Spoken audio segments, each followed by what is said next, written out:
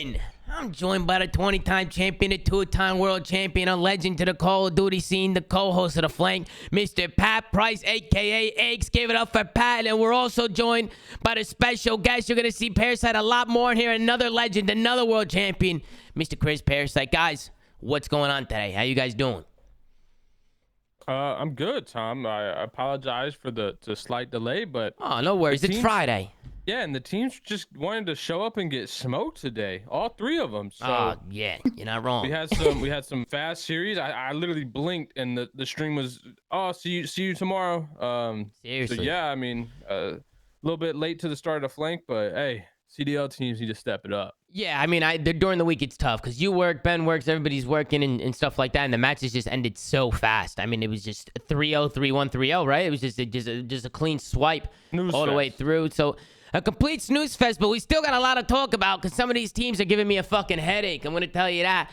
Parasite, how you doing, boss? Everything good in the neighborhood? How you feeling? Yeah, I'm doing good. Just a little surprise. Got the call up to sub in for Ben. Ben is, Len. He just can't make the show. Len in the chat. I don't know. He said he had dinner or something. I don't know. He said he had dinner or something. He bailed on you for dinner, bro. It's okay because I'm going to be honest. I like this trio. I've been having a good time with us. I feel like this trio's killing it right now. Vibey. We're super vibey. I think it's good that we always have, people who we can go to just in case people can't make shows and stuff like that.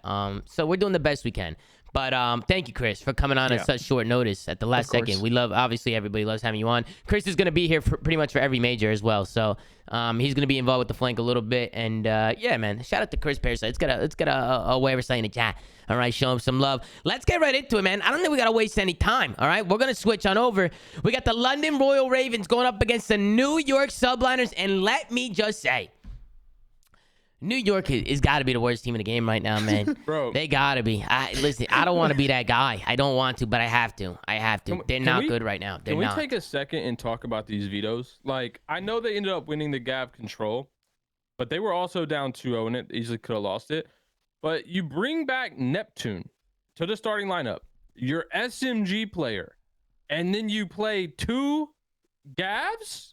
I don't know, Pat. I wasn't feeling it either. I don't know why they would do that. I really don't know why. I know this team is struggling, but Crim or Clay, one of y'all gotta listen. Y'all gotta be uncomfortable or something, because there's no way we're putting 2 Gavs in a series when 1, you got Hydra, and 2, you're bringing back a player who arguably you shouldn't have dropped, who played terrible today. Just it is what it is, but you play 2 Gavs. Wait, hold on. Pat, to their defense though, we were grilling them the other day, like a couple days ago, about playing Bokage and stuff like that. Well, look, Chris, my they don't listen to us in the Flank. They don't listen to us. Nobody ever wants to. Bokage, but the fact that they're playing London on a map London is really comfortable on, especially when they subbed in Paul X, who's another traditional flex, loves the AR play. And they're bringing back their player that they just dropped, right? Yeah. When you bring somebody back into the lineup, the number one thing you should care about is confidence and letting that player get confidence back. You just dropped him. You just dropped the guy on his neck a few weeks ago. They dropped him. So you bring him back and throw him in the absolute blender and say, hey, run a fucking sub on Gavutu? Yeah. No, that's not what you do. Like, even if you take this series loss, let Neptune and Hydra play Bokage and go rogue and get some confidence or something. But yeah, just putting them in a Gav blender was probably the dumbest thing they could have done. And yeah, I don't know. And then the fact that they brought Neptune back, like they just basically admitted that they made a dumbass change in dropping him anyway. Like, I don't know, man. I got a bone to pick with this whole New York organization. And I don't know what's going on with these players, but yeah, we can get into the games. That's just something I wanted to kind of. I mean, the first map they got slammed, Pat. They got slammed in his first map. London starts off hot. I was just letting it play out. I wasn't even skipping nothing. Just letting it play out, just so you guys can see London working the map, picking up kills. Definitely want to tune into the listenings a little bit. That way you guys can hear. Everybody's saying read chat. What, Trey wants to come in? Yeah, Trey, hop in, bro. You in the team speak? Hell yeah, bro. Listen, To be fair, this is quite an unfortunate matchup they have coming back with bringing in Neptune and all the scenario that they've been in, because they're playing a top 3 team that just came off hot majors. That's kind of unfortunate. Just take the series L and build some confidence. We're joined by Josiah Berry, aka Slackno, and we also got superstar from the London Royal Ravens, Mr. Trey Zero, ladies and gentlemen. Trey, good job today. Fantastic job. Fantastic job today. Thank you very much. How is everyone doing today? Everything's good, Trey. We're just watching your match back. I mean, this was just a slam fest. You guys took care of business today. How was it playing with Paul X today? What were the vibes like? Everything good? Everything's good. Everything's great. You know, we got Paul in as a little, we just needed a Slayer, and Paul's got that. You know. Yeah, 100%. We weren't playing, you know, the greatest of teams right now, you know. Oh my God, were you not? You were playing the worst of the worst. Talk to me, Trey. How easy were these gunfights today? Listen, my packet loss is incredible right now, but I can just hear Pat laughing. Right here, by the way, I want to see Neptune play his life here. So this is where I'm like, okay, New York's picking up scrap.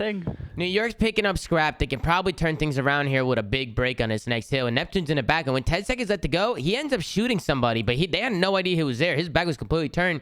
His play was even worse on Tuscan.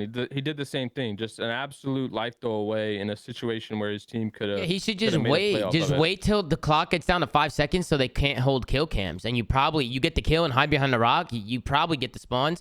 They still made it a little mixy here. But, I mean, once it got to the P5, London just storm-rolled. New York did a good job getting some time and trying to bring it back, trying to keep it close. Let's go into the listening. They did back-to-back listenings with London, and then they do a listening with New York. Go ahead, Pat. Before we go into a listening, can we pause real quick? Yep. Listen, I know Crim just had surgery on his ears, or his one ear. I would prefer we skip the NYSL listening so we don't all have to go get surgeries on our ears, because, bro, that was absolutely terrible to listen to. They sound defeated. They just sound defeated, to be honest. They just sound like they don't want to be there. What's up, Trey boy? We're about to tune into the listenings. We'll start with London, then we'll get right into New York, and then we'll give our thoughts. Let's tune in. Nice. Listen, get to me. Help him cage. One shot, Hydra. I give him up. Yo, one's mid take. Put on me. It's a good time, Marcus. I left him mid. 2, I got one. One shot, two new, guys. Two new. One more. Stay on. Cross, Clay. Hey, weak. I'm trying to help you, Paul. He's not peeking me. Behind me, top broken now. He left you, bro. He could be just cage. I got low. There's two. Listen, no one's on me front, Clay. One's hit mid tank. He's gonna pinch our side. I need help. I'll tank now, okay? One's on me front. He could be out on you. So London sounding good with a pickup. Now it's going to New York. The communication is out. New rail. One's gonna be a beach. Inside, yeah. One's gonna be beach. Push out beach after RDR1. Double, Alex. Topo got me. Yo. Okay. Just rotate new rail. Make it stop, Tom. Make it stop, bro. Please. Bring this back. Everyone rotate. It's R1. R1 nasty. No, I'm going to let it play out. Rotate. P5. Nice. R1. Yeah, he could be pitching. He's R3. Top boat. Nasty. Top boat. Nice. I'll throw that. Last one's old. Yeah, we can still do this easily. Yeah. That old wig. You can still do this easily, Crimsix said. You can push off that. One stun top ring. I'm stunning over your Ivy. I got the guy old. Still Maroc. Okay, so we're going to time it there. Let me go first, please. Oh. The one thing that's just bothering me about New York's comms is whatever. There's no passion. There's no energy. Sure, everybody's going to say the obvious. But they're not even, like, small. They're not calling out anything. They're just calling out, like, useless shit. Like, they're just talking about absolutely nothing. Seriously. Like, there's nothing at all. There's nothing happening. Nobody's trying to link up with anybody. Nobody's trying to chow together. They're not talking about where they want to go. When they get in hills, they're not talking about what they're looking at. They're just calling out who they killed, where people could be, the basics. And they're not even doing a good job at that. They sound like they're dead. But what did you guys think? Kills. It was mostly just size and shrugs. Yeah. Listen, Tom, they just sound defeated. They just sound like they chalked it up. They checked out. This is a broken team. I really think they need to get ahead of what's coming and just really dive into making a big change, because this team is broken, and I don't think there's a fix. I think Crim and Clay got to realize that they're not going to work in this style of COD together. And from a franchise standpoint, New York needs to look at the fact that they have someone as talented as Hydra and get some pieces around him that can work, because this team is a broken team. I don't think there's any coming back from where they are. without a major change. Honestly, I think just bringing Neptune back was just kind of like, honestly, it just kind of feels like an apology, right? Like we made a mistake in the first place. But at the end of the day, this team is broken. And I think they need to get ahead of this change and try and get some of the best talent available before other teams scoop somebody that they would want up. Yeah, that's my take. I agree.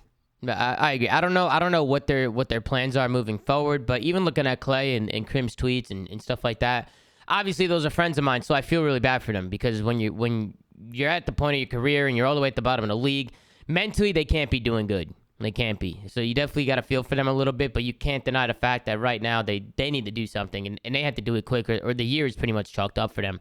I know it's early, but Major 1's already done with. We're already started with Major 2, and they just seem like the same team.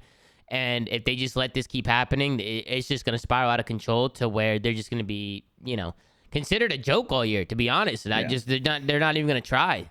They have options too. There's a lot of good options right now. Challengers that. Can I say something? Yeah, Trey. Good. Of course. Can I ask? I probably won't get an answer, but why did they play us on Desert Siege? I'm not sure. And he also why threw did they some play rounds you on any of these maps. True. It's a good question. I don't know.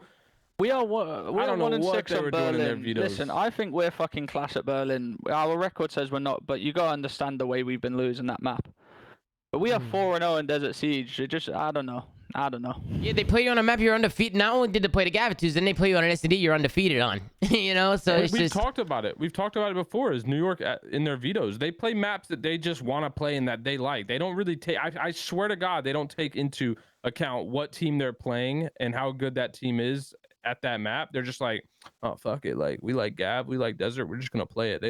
It seems like they completely ignore how good other teams are, and they just let their best maps get through all the time. Yeah. I don't know, Tom. I feel like you need to, when you narrate episode 4 or 5 or whatever it is, you need to tell them to switch the title up. They've been acting like they had no pressure on them, but it's time that they apply some pressure and make some goddamn changes. Well, I don't know. I don't know when the next time we're doing one of those shows are, but I mean, it's been hard for them to watch back the show too. I mean, even talking to Porter, I mean, he doesn't like watching the show back and watching them get smoked every fucking week. Literally. I can imagine. He's playing. Yeah, we've seen it twice. It's just the same shit every week, and they're arguing and they're losing, and it's just not looking good. It's not looking good. So. Even in the S&D here, they kept it close in the beginning. You guys are trading defenses and stuff. But then there was a 2v4. Oh, hey, God. My boys. There was a fucking 2v4 in the 3-2 round, which I want to show you guys. So it's London that were able to clutch up this offense. So good plays out of London. They go up 3-2. Neptune pops 2 off the rip. He hits a good rush here, finds 2. So really good plays out of Neptune. And again, he's just showcasing what he can do. I mean, he gets aggressive with Paco. He pops 2. He gets out. Hydra chows while Neptune runs. So now you can already see the miscommunication, the misplay. Neptune gets out of there. Hydra dies. Just like that. Now it's a 2v3 situation. It's Trey Boy Cardi, who's in the call right now, and Nasty. And let's just see how this round unfolds, because this is a round where New York has to win. They have to win this in a 4v2 situation. These are just some of the rounds that sometimes they just toss away, and this can't happen. Stuff like this can't happen, especially now. Everybody knows how to play the game and stuff. Like 4v2s are so bad. Like people gotta stop letting 2v4s, 4v2s happen. It's just not good. You can see Neptune. They're all separated right now. There's a 3v2 and nobody on New York is working with each other. Nobody. There is no teamwork. It's an offense. They have to plant the bomb. And they have to plant the bomb. True. And they gotta get the bomb down. They're separated. They're completely. At that point, I'm sitting in a fucking random corner and I'm just waiting for them to plant the bomb or somebody get info like on the site and then just retake. And Trey and Nasty are just working the map, just finding pick after pick after pick. Now they get it all the way down to a 2v1 situation, just singling people out. And then at this point, London's got to plant the bomb. Trey spots Neptune here, and it's chalked. I mean, Neptune has a sub. Trey's in the field, and they're getting the bomb down B. So just good plays, good positioning out of Trey. I know you're in the call, Trey. Good play right there. Really good play, really big 2v4. They go up 4-2 after that. Pretty much curtains after that. They go 4-2. I know NYSL started to bring it back. Did they start bringing it back a little bit? I know Porter started to kick up. Porter was, bro, you see glimpses of Porter and some of these guys. Like when you watch the New York Subliners players, they're not bad players. Like individually, like when you watch them play, their team comp there's is just terrible. no teamwork at all. Like there's nothing there. There's no system. There's no foundation. It just seems like they're in a mud. Would you guys agree with me on that? Yeah, I mean, it's just no chem, no vibes, nothing, dude. Yeah, I think it's what you said earlier, Tom. I think they're just like defeated, to be honest. I think that they probably went back after the major. They're like, oh, well, our only option as of right now is to put Neptune back in. So what they did, and it's like they go out, get smoked again. It's like you're at a point where it's like we know we need a change, and we still have the same roster that we had prior, and it's just not working. So let's just cut right to the choice because London shit on them. We could go to the control and show you guys a little bit. The New York was bringing it back a little bit in this S&D. I mean, London did a good job holding on strong. But let's get into the fucking Gavitu control because that was the one that New York was able to take. Yeah, Trey, talk to me a little bit about this. What happened on this map? Any mistakes on your guys' end? Anything you guys felt like you could have done better? I was not a great teammate for this map. I can't lie. Why, you were raging and shit, Trey? You were raging? I weren't raging. The things I was saying, I just said it in a wrong tone, and my team got annoyed, which is fair enough. Yeah. We done a madness this first round to make it 1-0. Then we went 2-0. Paul says, "Dom, get the Uber. We're going home." And then. Oh no. And then we lost the ground. Oh. But honestly, that's what's good over here. I can take criticism. I can give criticism, and they said I was being a bit of a bitch, and I was like, you know what, fair play. I'm sorry. So. Yeah. Well, at least it takes a real man to admit that, Trey boy. And it's all good. It's all good because you smoked him so fast game 4 that the Uber showed up on time anyway. So it doesn't really matter. And that's why I respect my team a lot because they don't just because it's me. They don't treat me as like anyone different. Everyone is on the same page. And yeah. And this can't happen. What the fuck are New York doing? There's 5 seconds left. 5. The only play London and Trey can make is hitting front. They have somebody looking over mid. What happens here? Paco gets picked out. The nades come in. London get into the point, and bada bing, bada boom. Can you back it up real quick? Yeah. Fried. Okay, let me. So it's an AV6 here. It's an AV6, and New York is just holding. And right here, listen, right here. When they get 2, don't you think Paco should? Don't you think they should chow? Don't you think New York should just chow together? Yeah, bro, they should talk. This is where the communication comes in. Paco gets 2. They know where the third guy is. He's out wide beach. Other guys off spawn. Calm. Do they know this guy's out wide beach? Oh, Yeah, they saw him. Right here. He got 2, and then he lays down and sees him. He sees him. See, he sees him right here. Right here, and he gets a 1 shot. 3-2 after this. I will say this to you guys: this is the unlosable. Regardless if you, I mean this, and I don't mean to be harsh on New York or whatever. They're going for a tough time, but it's 14 seconds on the clock. You don't even have to push. You can sit on god headies. It's you push, you win the round. You sit on a god heady, you win the round. I truly don't know what happened. I think they should have pushed off a Hydra's 2-piece, and then after they got the guy weak, I would have pushed. Afro get 2. What I'm saying is, Tom, it doesn't matter what play you make. Motherfuckers are blinking. It don't matter what play you make. You can't lose that round regardless. You can't. You simply cannot. You're either gonna hold some crossfires or do something together, and it just goes to show that their comms and their teamwork is just not there. Even when they have the advantage, they don't come together and take advantage of it. If you have numbers, you have to do something together. And that's just a prime example right there. What's going on in the New York camp? Just no comms. They're not working with each other. Sure, you might see Neptune go off and do that. You might see Hydra go have a crazy map. You might see spurts of Crim and Clay doing well. Crim and Clay play well this map.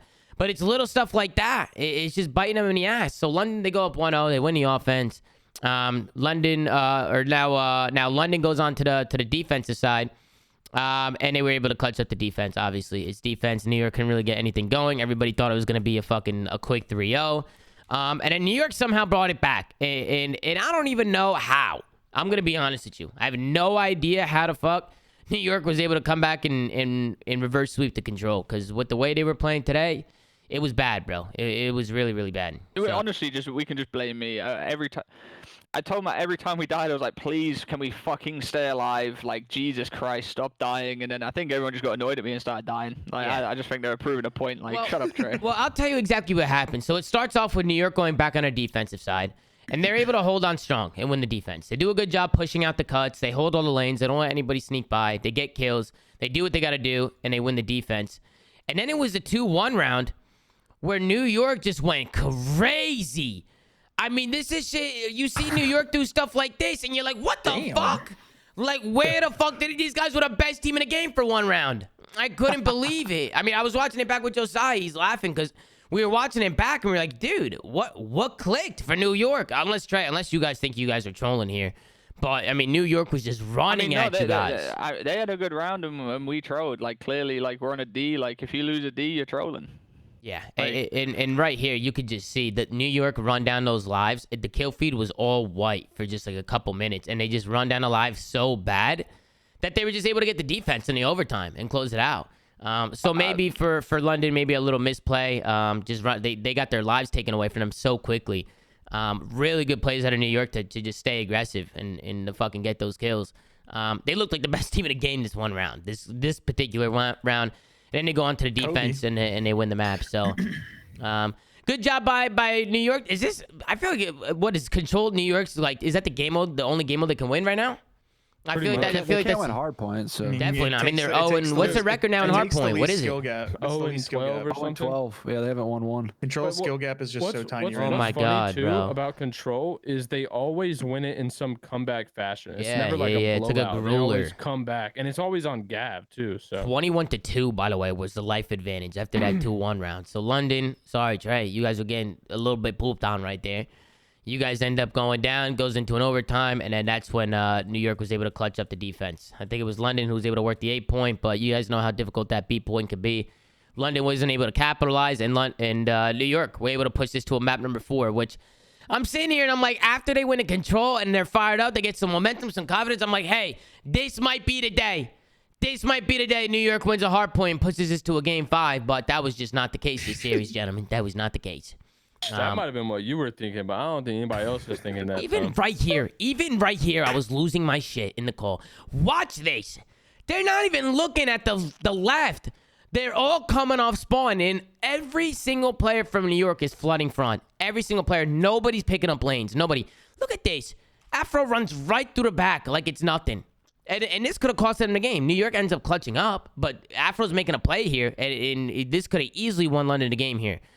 Trey finds one with a grenade. Afro finds one in the back. And it's Neptune and Clay who are able to salvage the situation, picking up kills. But if Afro's able to come in from behind and find 2, New York would have got 3-0'd. The only reason that happened is because they had to send a third guy they had to pick up the flank in mid, and they basically chose to pick up mid instead of the flank. And they like basically didn't trust the people front to hold it. They had 2 people looking at front, and the third guy went to help them rather than filling in mid. Hey, listen, let's just go right to the chase. This is what I was gonna say before. But if you're a GM for the New York Subliners, who are you looking to pick up right now? We got a lot of people in the call. Who are some players you guys are looking at that maybe deserve a shot on this roster? That maybe could turn this around. We can start with everybody in the call. Who do you get? Paul X. So you can see Paul X. You can see New York taking Paul from you guys after he's done. No, listen, I played with Paul for 2 days, and you can tell how talented. The comms are good. Everything's there. Like, the fact he didn't get a spot last year after London, after what happened with London, and like that, it's he does need he just deserves a spot. And like, my issue is if he joins, if he joins another broken team or something like that, like, he's still not gonna get 100% Paul. Yeah. I think I don't know what you guys think. I think they have to make a 2-person change, in my opinion. Yeah, I think if they do one, it just continuous. It's like a LA Thieves thing from last year where they just cycle through like rosters, and it doesn't really change much. It maybe helps for the meantime for maybe a few matches, but I think overall they don't really improve too often. Like, I don't know. I just don't see a 1-person change. What about Havoc? What about Havoc? A lot of people are talking about Havoc. You know, Havoc's a good option, but he would replace Neptune. He's a submachine gun player. I would do that. Yeah, either that. Would you know? Because I feel like you got to get rid of one or Crim or Clay. You got to break them apart. Well, you got to get rid of 2, and unfortunately for Neptune, granted he shouldn't have been removed off the roster, and he might not have got a fair chance. That's just the way the cookie. That's just the way the cookie crumbles, and sometimes you just got to bite the bullet. But they definitely need to get rid of one of Clay and Crim, and they need to get rid of probably Neptune. Unfortunately, I'm gonna say it, bro. Everyone's beating around the bush, bro. Get rid of Clay and get rid of Neptune and get a sub and a flex and have Crim run main. Period, bro. Period. That's You the can throw only Porter on the option main. you have. You can throw him on the main. What I was gonna say was you got Breezy. Breezy's been playing really good on that the Jordan. What does General, Breezy like, play? challenger What kind of guns is he? Is he a flex? Is he what is he? I think he's a flex because wait, who's their team? His man Cole Havoc both on their Havoc. subs. Yeah. So yeah, he's a flex, and then you have Colt, who's again a sub on that team. They're like two of the best challenger teams. Or you take a risk and you play with I think Johnny, who's doing really good in challengers. People were saying, and he's a submachine gun player. So I think those are your, and then you obviously have Paul. I think those are probably your best options, at least in NA. I'm not really too sure if they can bring over any EU players. I don't really know what the scene over there looks like right now, but yeah. Another break here from the London Royal Ravens. Look, New York has the opportunity here to lock down this second rotation, this P1 hardpoint. They're all rotated. They're all on head glitches. They're all pushed out. And look how easy it is for London. I'll throw my headset here, Tom. I lost composure. I mean, this is just unacceptable. I mean, right here, Nasty's getting on a pinch. Nobody's even spotting him. I don't know if Neptune got bad timing. He literally looked at P1, like he was looking at P1. Yeah, he's looking at P1 first. Yeah, gives up the pinch, and he just gets pinched for free. Yep, and then he gets pinched at a hill, and then once he dies in hill, that allows London to push up, and the spawns get flipped. And that's that. You know, Afro was able to pop a big 2-piece, and London get the clean break right away. And this was the turning point for me. I'm thinking New York can do this. They can push this to a map number 5. I still believe. And then they let up on this P1. It's like they have the perfect rotation. They have the setup, and they just let a guy just pinch. Their setup was just terrible, bro. Just terrible. And I don't know what that comes down to. It's just obviously awareness, like individual awareness, and then also it's got to be just communication. It's just certain things like this can't happen. And that was a turning point for me. Once London was able to get in there, same thing happened on the next rotation. They were able to spawn out in New York, and London was able to rotate. They chained a couple hills together, and bada bing, bada boom. This series is all over, gentlemen. All over. So next stats for New York. You think they make a change right away?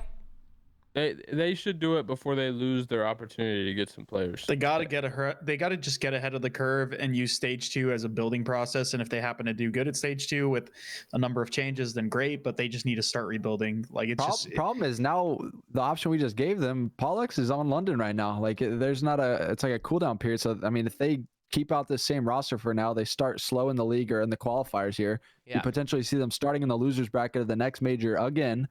Then see an early bounce back, maybe with this new roster, or maybe they just bail out early on and get a 12th place finish again. Paul's not their only option unless they just really, really prioritize them. They have other options. They need to get ahead of the curve. Period. I agree. I will say this. Just we are planning on having Joey back next week. Yeah. I mean, regardless, though, still they'll play at least 2 matches, if not, you know what I mean? Yeah, they'll probably stick with this team for the next match or two. They probably will. Either way, dude, they need to make the changes ASAP, bite the bullet with stage 2, and try to gain some sort of they just gotta have new people and let them get their feet wet, because at this point, stage 2's fucking chalked. Unless this current team that they have just randomly becomes good, stage 2 is gonna have to be a rebuilding process for them, and that's the only option they have. And that's it. I'm also not trying to, I don't want anyone to be dropped or whatever like that. But just showing the level, like I just really hope Poole gets a spot just for the pure fact of him coming out here at such short notice, doing us that big of a favor, and showing us what he's got, and just we look like we're looking really, really good for how long. Like we had 1.5 days practice, and you could just showing that. And just playing as well as he did, in our system with our comms too. Like you gotta understand, like European comms, Tommy, it took you a while to get used to it as well. Yeah, it did. It took me a little minute. It took me a couple months, but eventually I got used to it. And then I started talking like you guys.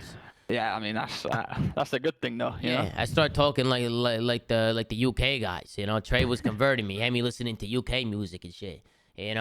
But let's get into the next series, because this is another team that's been having issues. We got Seattle Surge going up against Boston Breach. We got Gavitu Hardpoint, Desert Siege S&D, Tuscan Control, Bow Cage Hardpoint, and Tuscan Search.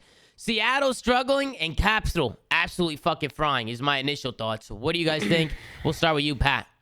I know you're. I know, Pat. Since day one. I know, Pat. Since we got back from the kickoff classic, I was like, Seattle got everybody fooled. This is not the team that they're not as good as they look. So, I don't know, man. This Seattle team is buns. I do like what I'm seeing out of Boston, though. I think they are constantly improving. definitely trolling and control still, but yeah, I don't know, man. I think it's time to look into a Seattle Surge roster change as well. They started picking it up a little bit as the series went on. But we knew we knew their peak, and I feel like they've already hit their peak, and now it's just a slow decline. So, and this is where it goes downhill. I mean, right off the rip. I mean, it was Boston who was able to chain the P3 and the P4. They hold P3 from the front, which honestly I don't think is very difficult to do. I see a lot of teams trying to set this up where they try and hold from the front, just get ring control and just sit on the headies and just let the play to come to you. It gets a little annoying with the tax flying in, but I mean, this is a good play out of Boston. Just keep milking as much time as possible coming to the front, and they did a great job. They got a lot of time here. And then they were just able to hold on to those spawns and just kind of funnel Seattle, hold on to this P4, and just take a massive lead. I mean, on Gavitu especially. I mean, once Boston gets off to a start like this, I mean, they're in cruise control. All they need to do is just hold and make sure they play their fundamentals right and they're good to go. Yep. I also really like TJ on the AR. Yep. I don't think TJ and Josiah, I know you were talking to me a little bit about it, but that gun fits TJ. It's a good gun for him. He can play his rotations. He can hold his angles. He can hold his L trigger down and kind of be like a veteran for these guys. Try and lock down the map and maybe get some comms in for the young guys. You know, that's what a good AR does. But what do you guys think? TJ and the AR, you like it? Josiah, I know you like it. Yeah, I mean, I've said it forever. I think he's really like comfortable in that AR role, and I think on this roster, like we were talking about a little bit, Tom, like we've seen inconsistencies from the subs, but we like the pace that they're playing at, and we don't want them to change that. But as far as like for TJ, I like him on the AR. I feel like he plays a little bit more consistent, and we saw in this series he's literally dominating every single map. I think he put up like a 1.15 KD or something like that with 100 kills, match capitals, crazy. He had 54 kills in one map, and TJ still seemed to match the amount of kills he had in the series. So I don't know. I like to see it. I hope they play the AR maps a lot more and kind of get him more comfortable in that role. And then we'll continue to see Capsital and Nero, Fry, and Zin's doing his thing. They're looking good. Yeah, no. Well, Boston honestly did look good today. This was a really good play out of Capsital. I liked how he used the rock as his cover to get the guy at a hill and just completely ignored the guy that was right next to him. Just he got the most important kill first. He didn't care about if he died or not. He had to get the important kill on hill, and that's what he did. Picks up an AR. And then he just goes to town with the AR on ring. Once you get this ring control and you have an AR in hand, especially with Capsital and the way this guy was shooting all day, there was nobody who was killing this guy. This guy was different. Chris. I mean, granted, it is Seattle. I think this is a good sign for them because Cap, his weakest game mode was like his respawn game mode. So just seeing him perform really well in the respawns. Hopefully they can keep that up for the rest of the stage. Well, I know it's Seattle. It was consistency, right, Chris? It wasn't that he was just getting shit on every respawn. It's just some respawns he's absolutely frying, and some of them he's just getting pooped on. Yeah, you know, so I think Capsital, I think as the year goes on, he's gonna get more comfortable. I mean, the way the kid moves, I mean, that kid is definitely a special talent for sure. Like that guy is really, really good. So another thing, just to touch on Seattle, is like we were talking about how teams want to get ahead of the curve with roster changes and stuff like that. What do you think the issue is for Seattle? Because this is where I have a problem. I don't know, because I feel like all of them are good at some points in time, and then they're just so inconsistent as a team, and like they just have like people that are getting smoked like every once in a while, and it's hard to point out if there's any changes that need to be had, or if they just need to literally work on their teamwork or work on everything, because they just don't look good. Oh, I mean, Pat says it best. He says if Dante and Pred aren't going off, this team just doesn't win series. And Dante was doing his thing in his first map. He was going off, and Seattle was starting to bring it back a little bit, but Pred was struggling. This is where like neg 30 in this series. Okay, so that's what I'm saying. What's the problem? Is it like, because you can't just rely on them to just fry every time? Like, is it a roster situation? Is it just their team comp? Is it their inconsistencies? What is it? I think the problem is, Chris, that they're both wild cards. Like, you have two wild cards on your team. Like, they never play well at the same time. It's very rare that happens, and when it does, yeah, they're likely to win a series. But I got a bigger question. Do you think Seattle would trade Sib? For who? No. Do you think under no circumstance they'd trade Sib? I mean, why though? So. I mean, he's been like one of their best players. Has he not? I think he's been pretty inconsistent. He's been inconsistent, but I mean, the series they did win. I mean, him and Pred were the ones showing out. But go ahead, Jerry. Do you guys agree with this? So since they started this losing spree, they're on 6 in a row now. I think they were on 5 before that series today, and now they're on 6. But I think their best player through all of these losing series has been Mac. Like literally through the major, he was frying. I feel like he was playing super well individually. The Tuscan control, like today, he played really, really well. but like they're just not winning, and I don't know. I feel like I've always joked around and said this, like there's certain players on teams like when they fry they just lose. Like I think we used to joke about like JCap all the time back in the day. Like if Cap was frying, their team was losing no matter what, or like a Nicky D, for instance. But I don't know. It's weird. I don't even know honestly where you would start with rebuilding like a roster with them. If I'm New York, I'm probably trying to trade Clay to Seattle for Sib, and in hopes that Seattle would drop Lamar and Clay would run main, and then they would pick up one. There's zero chance that happens. They're They're not going to trade listen, Sib money for money, Clay unless it's for money. You obviously have some money involved. New York's got some pockets. Nah, but then if Yeah, you do I see that, that Clay's happening, Pat. contract is definitely high. So then Seattle instantly is just on an L right away. They're paying someone way more. Lamar's contract's high. Or a sideways change though. If you drop Lamar, yeah, but it would be more of like a Seattle needs to make a change. So like if they drop you could Lamar argue and pick Lamar's up better Clay, than Clay so far in this game. I wouldn't argue that. I but think Lamar's played individually better than Clay this game. I don't think Lamar actually started the season really well. Look, Seattle. Well, here's the thing. Seattle has just been playing terribly. But like I said, I was saying before, I can't pick out one person on that team where it's like they definitely need to go. Their whole team is just so inconsistent that it's hard because they never get a point where all of them are playing well enough to like actually see what they can do. It's just every time there's someone that's inconsistent. Because even when they play well, Chris, it's game 5, round 11. Like I mean, that's the problem. You said even when that's not them playing well. You said that's two people carrying the team. No, yeah, that's them playing well. That's my point. That's why the Seattle team is ass. Even when they fucking fry, they're going game 5, round 11. That's why I think this team sucked from the beginning. I mean, I definitely think they aren't good, but it's one of those things where I don't really know where to start with those guys, and I don't think it's Lamar. I don't even know. Like I just think it's all of. I just think it's a team comp thing. That's what I'm saying. Like you got to start looking at like, okay, the team comp just isn't a good comp. Like we got to look into switching things up. But I was more so thinking like in a way, if I'm New York, I'm wanting to improve. I think Sib would be a great improvement for my team, and so I would, if I'm New York, I'm trying to focus on a trade that makes sense to get him, because I think Crim shifting to main and getting Sib on a roster with Hydra would be beneficial. Whoever your other sub may Trades be. are just so unrealistic half the time. Like they never actually happen. Like ever. That's the problem. I feel like everything is just picking up a challenger player on a minimum contract and just filling in because. But that's what's worked though. That's what's worked in the past. It's worked for some teams, but it's not if really. They know what they're doing. I mean, sometimes people pick championships off those. Yeah, but sometimes people pick up challengers players, and it's like, why? There's so many other people they could have picked up. You know, like.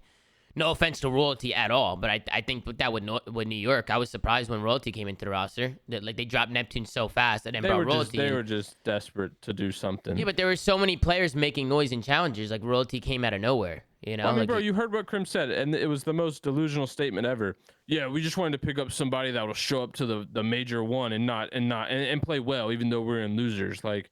You might as well take a risk. Yeah, you might as well take a risk at that point because with Crim saying that, he's pretty much saying like he wants to get the more consistent bet, somebody maybe with some experience, somebody that can go and give them something. But why not just try and get a young, talented player to just take your team to another level? You know, just try and take a step up. I haven't agreed with some of the roster decisions I've been seeing. I just haven't.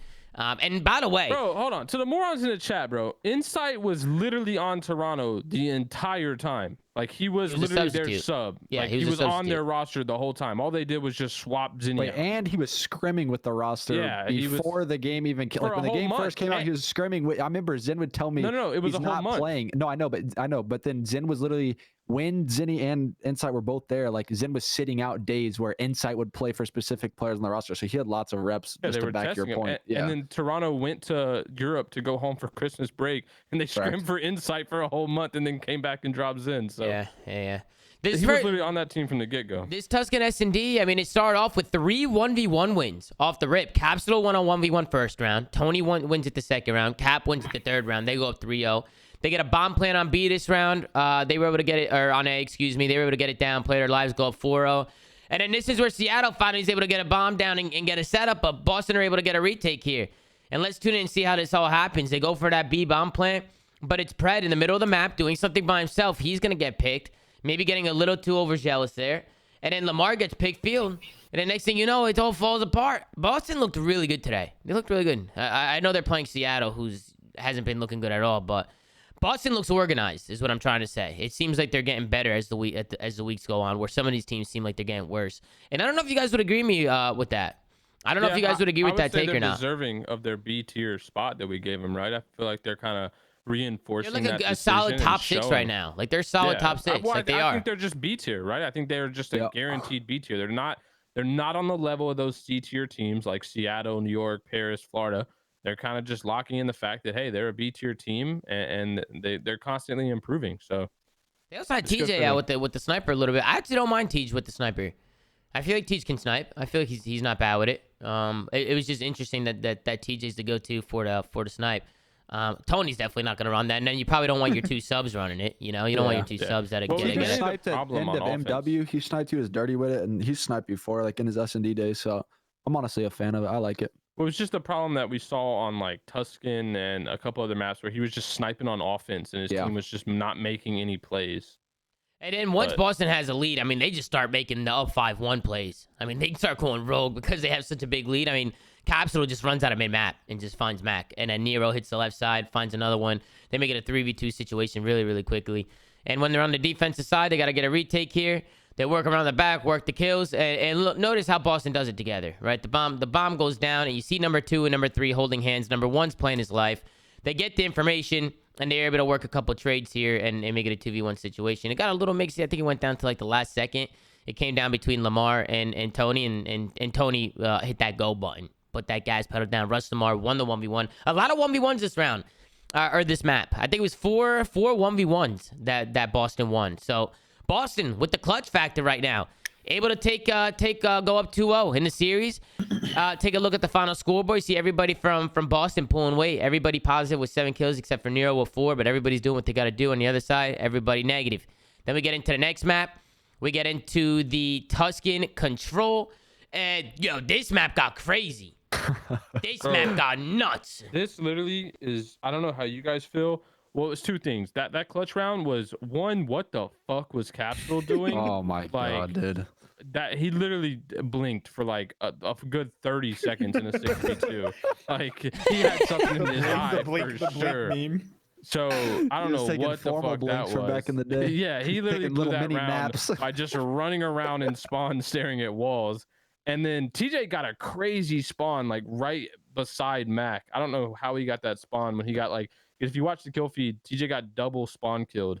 That's never Matt good. killed him, and then he literally ran out of doors, spawned right in front of him. Matt killed him again. But yeah, I think this just came down to cap trolling. Otherwise, this would have been a round win for sure for the breach.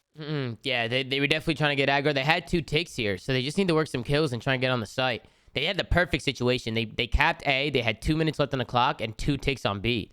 So they pretty much had 2 ticks or 2 minutes to get 1 tick, and they just weren't able to do it. Seattle do a good job holding on strong. It got a little mixy at one point in that round, but it was Dante who was able to find 3 and get him off that point. So Seattle were able to go up 2-1, and then they win the offense. Do they not, Jerry? They win the offense, right? Well, this is the 6-2 clutch, isn't it? Yeah. Seattle went crazy. Seattle went crazy. They end up clutching up this map by doing some crazy shit. It was the 6v2, right? This round? Yeah, it was. Who was it? It was Pred. Yeah, it was this round. Pred and Mac. And this was a huge. I don't know how they were able to pull this together. Bro, I'll tell you. Just stare at the mini map and look at Capsule. You got to listen to Chance in this too. Right here, right here. Yeah, we're here. So it's a 6v2. Yep, in favor of Boston. He's chasing the person off spawn. It's literally clear as day, and then he just decides, nah, I don't wanna. My teammates can fight a 2v3. I'm just gonna run back in their spawn where no one is. Yeah, he rotated back. Hang out in the back of the map for a good 20 seconds. But they're not right here though. I think this was the biggest mistake right here. Pause it. Look, TJ got double spawn killed. Like he literally spawned out in the open in the middle alley. Yeah, but who cares? That's fine. You have two guys looking at the same shit right now. They're not even watching Plat. No, but that's what I'm saying. Cap is literally in the other team's spawn doing nothing, staring at walls, and TJ is literally getting spawn killed like by 2 different people. Yeah. And then you got 2 people up on the Plat staring at nothing. Yeah, but I don't know what the people on Plat. I don't know what they were doing. I mean, Nero sees Tony has alley. I mean, pick up Plat. Just pick it up. Radio too, right where he runs from. Like the alley is basically useless at this point. Obviously, it's like I don't know. He could have watched alley from radio. Like he could have ran outside a radio down the stairs and watched the alley. Same thing Tony was finally watching. shows up.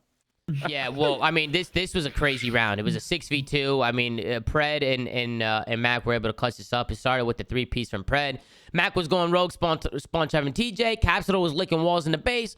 And the other two guys were top plat looking at the same shit. So just not picking up the lanes, maybe not communicating, misplay ahead of the Boston breach. And also, sure. Seattle would have had defense even if they lost that round. So they probably win this map regardless. But I just thought it was funny that's how they lost it. And then we get into the Boat Cage hard point, which, I mean, dude, this was a Capsule show.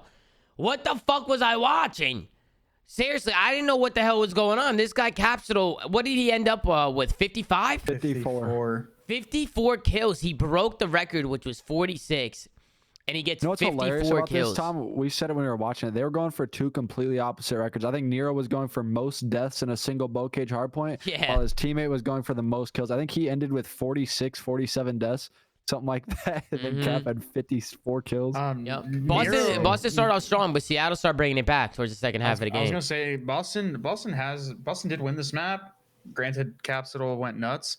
Nero has not played good on this map like 2-3 times now, and it almost bit them in the ass. Which is weird, because when you're on his POV, he's fucking twisted. You would think that. I remember Tom. We were watching. You were literally like, "Oh my god!" Yeah, I was like, "Bro, these guys are like cracked." Pieces, and he's -20. Like, well, I think of the last 3 times he played it versus Paris, and he played really well. I think, but he played it against, was it FaZe at the major, and he went like 20 and 40 or something like that. I know what you're talking about, Chris. So then basically he's just throwing up so many deaths. So I think he just needs to slow down. Bro. I 100% agree. It's like just sit in the corner, get a kill for a second, then it's move. a similar problem Vivid has sometimes, right? Like, Jeez, you're literally gross. Just slow it down sometimes. Got Capsules hitting drop shots in a game he can't drop shot in. But yeah, I definitely think the rookies sometimes that's their biggest problem is just knowing when to slow down and when to speed up. They got one gear. That's what the best. When you look at subs like Shotzi, Simp, Scump, any of the top subs. If you look at Abizi is really the best at kind of showcasing like how pacing. to play aggressive. Yeah, his pace is nuts, and I think that's why.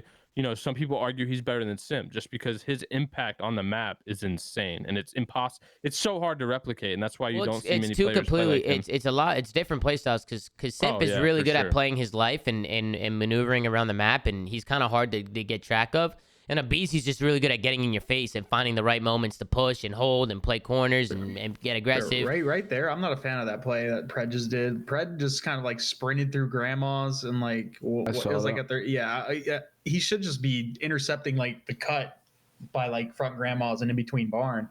I feel like I've seen a lot of people do that, like this play right here, where you just like sprint through grandmas. Like, it creates such weird timings, right? Like, it's what you're saying. Like, he's giving up a lane basically to hit another lane, where it creates a timing window where that player off spawn can now either get through field or maybe get out plat and get into barn. So it's definitely a risky play. And it bit them in the ass. Seattle ended up breaking through and stalling a lot of this time. What's Seattle's record on bow cage? Or not Seattle, sorry, Boston. I think Seattle actually had a better record on bow cage than Boston. Really? Boston's lost this map a lot, and it's been by like 8 points, I think, is what people were saying. Like, each margin's been around 8 points, and they've lost it. And when I was talking to TJ too, he was saying that they didn't feel like that they were going to play this map. They preferred the other AR maps, and like this map kind of feels like an 8s map. It's just a lot of back and forth, which is, I mean, I totally agree. Me and Tom were watching this, it was nuts. Yeah, I feel like this map is chaotic, but FaZe and Optic, it's controlled chaos. When they play it, they find a way to organize themselves. They still play at a fast pace and they're still aggressive.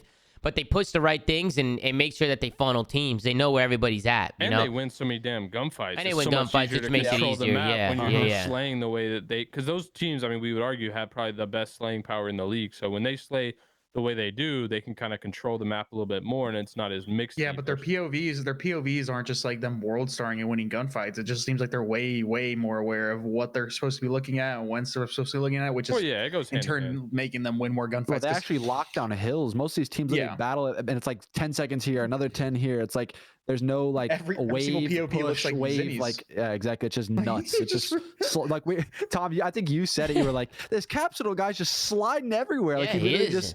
he's one place, 5 seconds later he's another place. He's just sliding around challenge over and over and over, and it just and you know what's funny? You'll actually see a result of that type of play style unfold in front of you at the end of the game. Seattle literally actually could have won the game. They had the full setup at Grandma's, and then like they had a guy that was like a search, and he just threw away his life, and another person threw away his life, and they just run through the front door. And I'm like, what the fuck? You literally put yourself in a position to win this game. You let them run into the front door, and then you flip out. Like, it actually was so stupid. Because first, they do a good job, Chris, bringing it back and milking some time here on this P3, or P4, excuse me. And then once it goes over to this hill over here, they're chalked. Once it goes into this P5 hill, they start bringing it back. They get those back spawns, but I don't know what it was, man. I don't know what it was. The bokage effect, bro. Yeah, it's the bokage effect. It's the bokage effect, bro. It happens to a lot of people. There's only like 2 actual teams that are really good at always like making sure that doesn't really ever happen to them. But every other team, it seems like, okay, you come into this map with a game plan and knowing how to play Call of Duty, but then like a couple seconds later, a couple minutes into the game, you just start getting bokage, bro, where you just start going for no reason, just because it's the style of the map and people just can't like get their bearings. It's actually so funny to watch. Do you think, Chris, other teams should try running like 2 ARs like we've seen FaZe do to slow down the map and actually lock down these hills? Because I feel like it honestly stems from players or teams running like 3 SMGs. Like I feel like it's a lot of players giving up cuts and like there's maneuvering and running around so much, which creates, you know, weird timings and makes the map feel more like 8s and just mixy and random almost in a way. Yeah, exactly. I agree with you. I think that's probably the best course of action. People just, I don't know. People just can't control themselves. They almost had it. I mean, dude. Seattle bring it all the way back. Look at this. And they have P2 see it on the Grandma's Hill right at the end. You'll just be like wondering, what the fuck are you doing? And it's just in turn, it just made them lose. They also can't let Boston flip here. Like, how did Boston get a flip here? Oh, that's so interesting. Okay, it just happened on its own. But Boston got the P2 spawn on its own. You know, that's a little interesting there.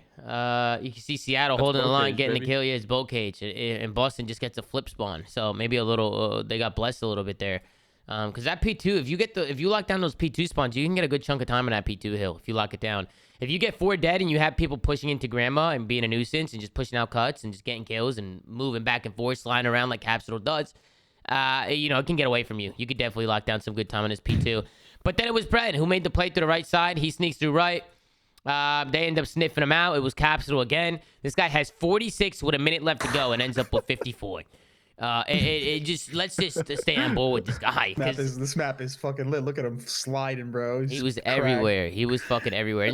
Meanwhile, Nero's got 41 deaths. This guy's setting pace. I'm telling you, they were setting 2 polar opposite records. It was hilarious to watch. I was crying, laughing, and I think Capsule actually ended with like 68 EKIA too, which was what was nuts. Like 60. I don't know, that guy was setting pace. 68 EKIA. Yeah, because he ended with 54 and he had 14 assists. It shows at the end of the scoreboard.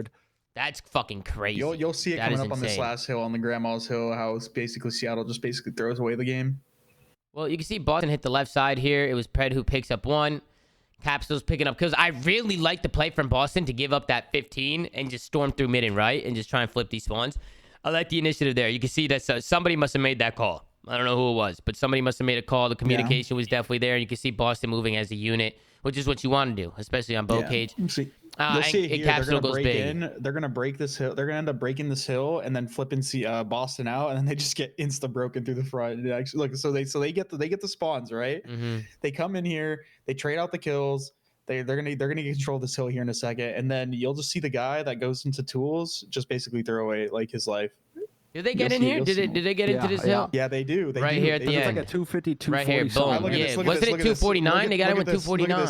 Guy gave up tools, came back, died. All right, no, they have another chance. Look at this guy. Look at his presence. Just going rogue. All right, they could win here. I mean, seriously, right here, Chris. I mean, you have a 4 dead. You have 25 seconds left on a hill. You win in 10 seconds. This is where people need to get pushed up, find a corner, and just chill. Just don't throw away your life. Put your controller in that corner and just play 1. Yeah, play 1. That's it. Seriously. Bro, wait, hold on. This is the perfect screenshot. So you paused on Fred. 40 and 40, and he's just bro, he got bokaged. He literally got bokaged. Look at his score line and look at his decision making. He got into 80 engagements on that map. He just didn't know how to act. Like, I'm telling you, it's not a made up thing. It happens to people. You just get so fucking mixy that when it actually comes down to making a decision, you don't know how to stop. This is crazy, literally too. your go button. Back You it can't up real stop quick. it, bro. Yeah, so Back it up real Seattle's quick. left with one more break here. Seattle's got one more break, and they can't really do anything other than flood front. They don't have a lot of time. They have to get in there, and they hold the Can hill. you What's back up, it up Pat? before it ends? Go to that scrap time on the previous hill. Yep, sure. Let me run that back. There you go. I'm here. How much did they give up here? They gave up about 15. Right here. Yeah, Sib easily number 5 could have went and got the rest of this scrap. And Yeah, that would have been big. That would have been big scrap time. They would have 13 literally needed seconds. 6 points Yeah, to win the game. that's and true, they ended Pat. up with 245. Yeah, So. that's true. Why'd they chalk 13 seconds like that? That's good time. Bro, I on don't bow know. cage, 13 seconds, that's good fucking time right there. They lost by literally 5. Yeah, And they that's just chalked really good 13 time. Scrap, guaranteed Well, no, scrap, they by the got way. 5 of it because the guy off spawn got it who spawned 10. Okay, so they got So a little they bit lost of out it. on like 7, Nah, 8 but seconds. he ran through it. Look, he barely got Oh, it all. seven. Bro, Give it up. honestly, I'm not gonna put any like. Oh, you're right. You're right. Yeah, he At ran the through end of it. the day, that could have helped them, but they still tried. They obviously needed to get to the next hill. They're not gonna rely Not on 5 really. seconds. That It wouldn't have changed. I mean, you could they argue had to that's break. why they made the broke, play. You could bro. argue that's why they broke it because Yeah, look at the 'cause guy that they had have two two No, guys they up in all timing. died. They all died. They didn't break in their first push. Look, they all died. Every single one of them died, and Boston got full control on the rotation. Oh, you're right. Yeah, they they actually did. they actually you're right. spawned there. They actually Yeah. did spawn there. They would because have got that 4 spawn dead. regardless. If they go for yeah. I mean, well, hold on. They went 4 dead. That's probably the only reason they spawned there. If that guy was getting the scrap time, then maybe they wouldn't have because gone 4 they dead. spawned barn regardless. Like their last player spawned barn anyway, so he would have made their the same amount of time. You're right. You're right. It's just, I bro, think it's at the just end you of gave up it, that much time when it's that close, and you know it's going to come down to the next hill anyway. You might as well guarantee yourself to need as little amount of points as possible. Yeah. Because in the time they did break, they would have just won. I Regardless, it sounds definitely like they got Bokic, man. I definitely agree with Chris that they got to slow it down when they have their setups, bro. I mean, they're about to win the game. Just hold and play for kills. I mean, they just ran out and there's no died. decision making, bro. Like They blacked out. They blacked out, Chris. They It blacked out. happens on this map, dude. Like it actually happens on I this just think it's map. an experience thing, bro. I mean, like I agree, but I feel like people lose count of even the score, bro, on this map. I'm Yeah. not kidding. Like, and the clutch But- factor like that, like I feel like people literally are constantly like, oh, I can go die. It doesn't play any effect. And like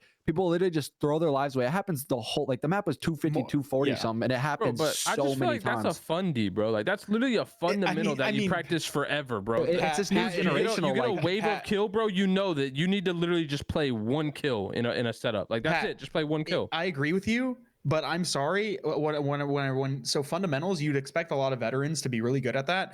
There is legitimately 8 people on this game that almost don't lose sight of the objective, and even for them it's hard. Like Abizi was in the fucking cycle in those finals on that map, and he almost lost basically sight of how to play the game on that map. I think it's just the map. Like, granted, I don't know because I see it on a lot of maps though. That's my but point. Is on I this see map that same thing specifically, it's repeated. absurd, bro. It's actually absurd. That screenshot's just so funny. 40 and 40, he's just throwing his life away 5 seconds like the win type shit. It's just like, bro, it's such a perfect example of getting the map just getting to you. It's such a mixer, dude. Yeah, let's take a look at the final scoreboard here. I mean, you could take a look. I mean, this fucking guy dropped 54 and 31. So he just had an absolute crazy map. Yeah, 14 And they assists, won had a by minimum of 5. And they won by 68. 5. They won by 5. Wait, hold on. Don't let that slide.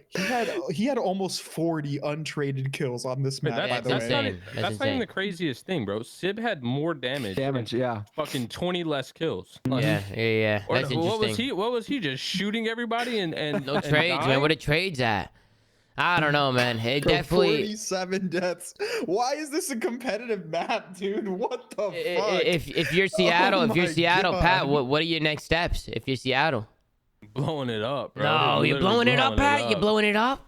Bro, I've No, been trying to say no. it, man. This team made a risky play in the beginning, and it looked like it was working out, but I just don't have much faith in this. And like Jerry said, Mac has probably been their most consistent player on this team, and even then, they can only push series Game 5 round 11s when Sib and Pred equally are frying at the same time. Like we've seen it before. One of them will fry, one of them drops a 0.5. Maybe they both drop 0.7s. Like I just don't think this team has enough to justify, keep sticking it out and trying to get better. I have no faith in Pat, this you know team what at they all. should do? What's that? Put in the super sub, Nicky D. Yeah, they might yeah, need to they bring did in bring Nicola. him. They might need to bring him in. But right now, it's not looking good for Seattle. I think it's just little things that in the beginning of the year, they just seemed like they were playing so aggressive with so much confidence and they were frying everybody and the slang was there. Now it seems like they slowed down the pace a little bit. Sometimes well, not on boat cage, but in other maps, sometimes it seems like they might be overthinking things. They're not really working together as much as they were in the beginning of the game. So I don't know. Seattle with a hot start to the league, but they have really fallen off since. I think the kickoff was probably the best we've seen them, right? The kickoff? Yeah. Probably the best we've seen in Seattle. Ever since the kickoff, they've been lackluster. Even in their wins, they were lackluster. It's getting worse and worse and worse and worse, bro. Yeah. Like their wins were literally clutches. Like, if they didn't show up, if they didn't just show up and just have the fucking like the land fever at the major, they were basically just going to regress, and I don't think that's going to change at this point. We'll see. We'll see what ends up happening with the Seattle roster. I don't see them changing right now, personally. If they do change, I'm curious to know what they end up doing with it. Who would you guys keep? I would definitely keep Dante. I would keep Dante and probably keep Mac. Mac's been playing well. I'd keep Dante too. I don't know. I think it just comes down to who you can get, bro. That's literally who you can get. What if they did a 2-player change? They do Lamar and Pred for Clay and Neptune. Oh, what? New York is still not getting better. New York would be New York would be fated to do that anyway. I would maybe take Pred, but there's no way. I don't think any changes realistically happen. I feel like it's only like what Tom said. You bring in like challenger players, and that's probably all that happens. It's kind of sad, right? Because like these whole teams just relies on the moves they make in the preseason. Because like you said, no teams make any blockbuster trades. So if you fuck up in the preseason, you're basically fucked, and just rolling the dice on getting a good challenger player that can maybe turn your season around. And I hate that you never know how the game the only is. cases that's happened on. Yeah, that's true. You literally are making Mac turned our season around. No idea about. Well, yeah, going back to MW, yeah. Yeah, Mac definitely turned their season around. Dude, a really good, talented rookie. I mean, it depends. There's some teams, like, for instance, with New York, right? How they have Clay and Crim. I feel like they have 2 ARs. Like, I feel like a team like that needs aggression. I want to get more aggression on that team. I want more people to be... That's why I don't mind keeping Neptune. And by the way, did you see what Neptune tweeted out after the game today? Did anybody peep his tweet? He tweeted out, "I just want to play my game, man." That's what he tweeted out. He's playing fucking Gavutu. Like, this shit makes no sense. I just thought it was weird. It's almost like he's taking. I feel like he's taking shots at his teammates. He's taking shots. His teammates or coach. But why is he also playing Gavutu in his first series back? I mean, I agree. Versus a team who's really good at Gavutu. I mean, let's be honest, Pat. It don't matter what hardpoint they're playing. They haven't won one, dog. You can put them on boat cage, put them on Tuscan, put them on Berlin. They haven't won a single hardpoint. If you drop a player, just let him play a map that he can at least get some you may as well. I agree with you at this point. Like, you haven't won. You might as well put them on boat cage and let them have some fun, run around and trick shot people. Nah, we're sorry we dropped you. Get some stats. Nah, we're going back. I don't agree with that shit. We were talking about how they shouldn't play these close range map. They got Clay and Cram, and I get it. I know. I see what you're saying, Pat. Well, I'm saying let them get just some simply confidence. because they're bringing somebody back to put in the blender. Bro, at the same time, you literally might as well say, "Yo, Clay, we're gonna sub in Neptune. Go take a mental. Enjoy your day. Bro, we're gonna play with Royalty and Neptune." At the same time, you would be if you saw them pick Bokage. I don't think they should pick Bokage. I'm just saying. Okay, but look at their options. So look at the vetoes. Look at the vetoes. How this would have Berlin. Berlin would have been their only other option. Why the fuck wouldn't they play Berlin?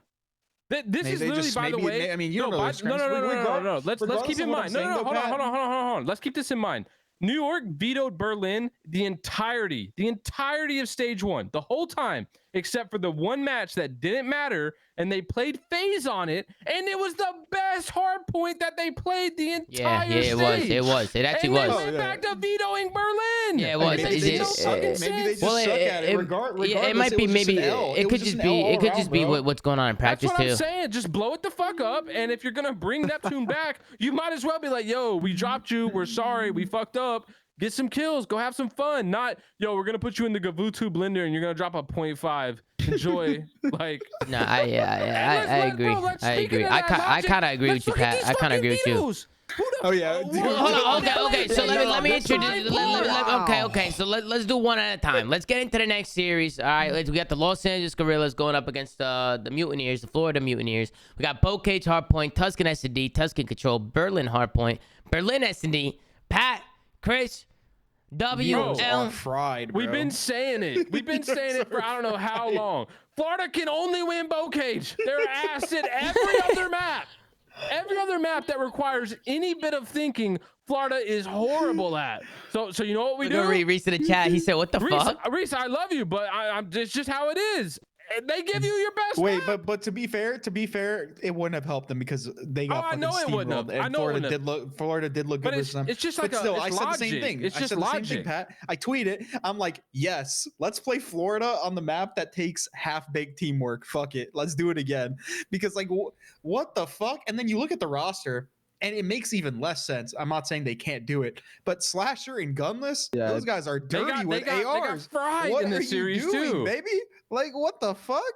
It doesn't make any fucking sense. The vetoes are just fried. Like, yo, let's play them on the smallest map possible. Nice, baby. And you're still playing. You're still the one map they win all the time. And the funny part is, you don't even see a Gavutu. You don't even see a Berlin fucking hardpoint in that series, do you? No. That was like all Tuskens and fucking. No, it wasn't Bokage. Tuscan. Florida vetoed Tuscan, but it was a 3-0. You didn't even get the map 4.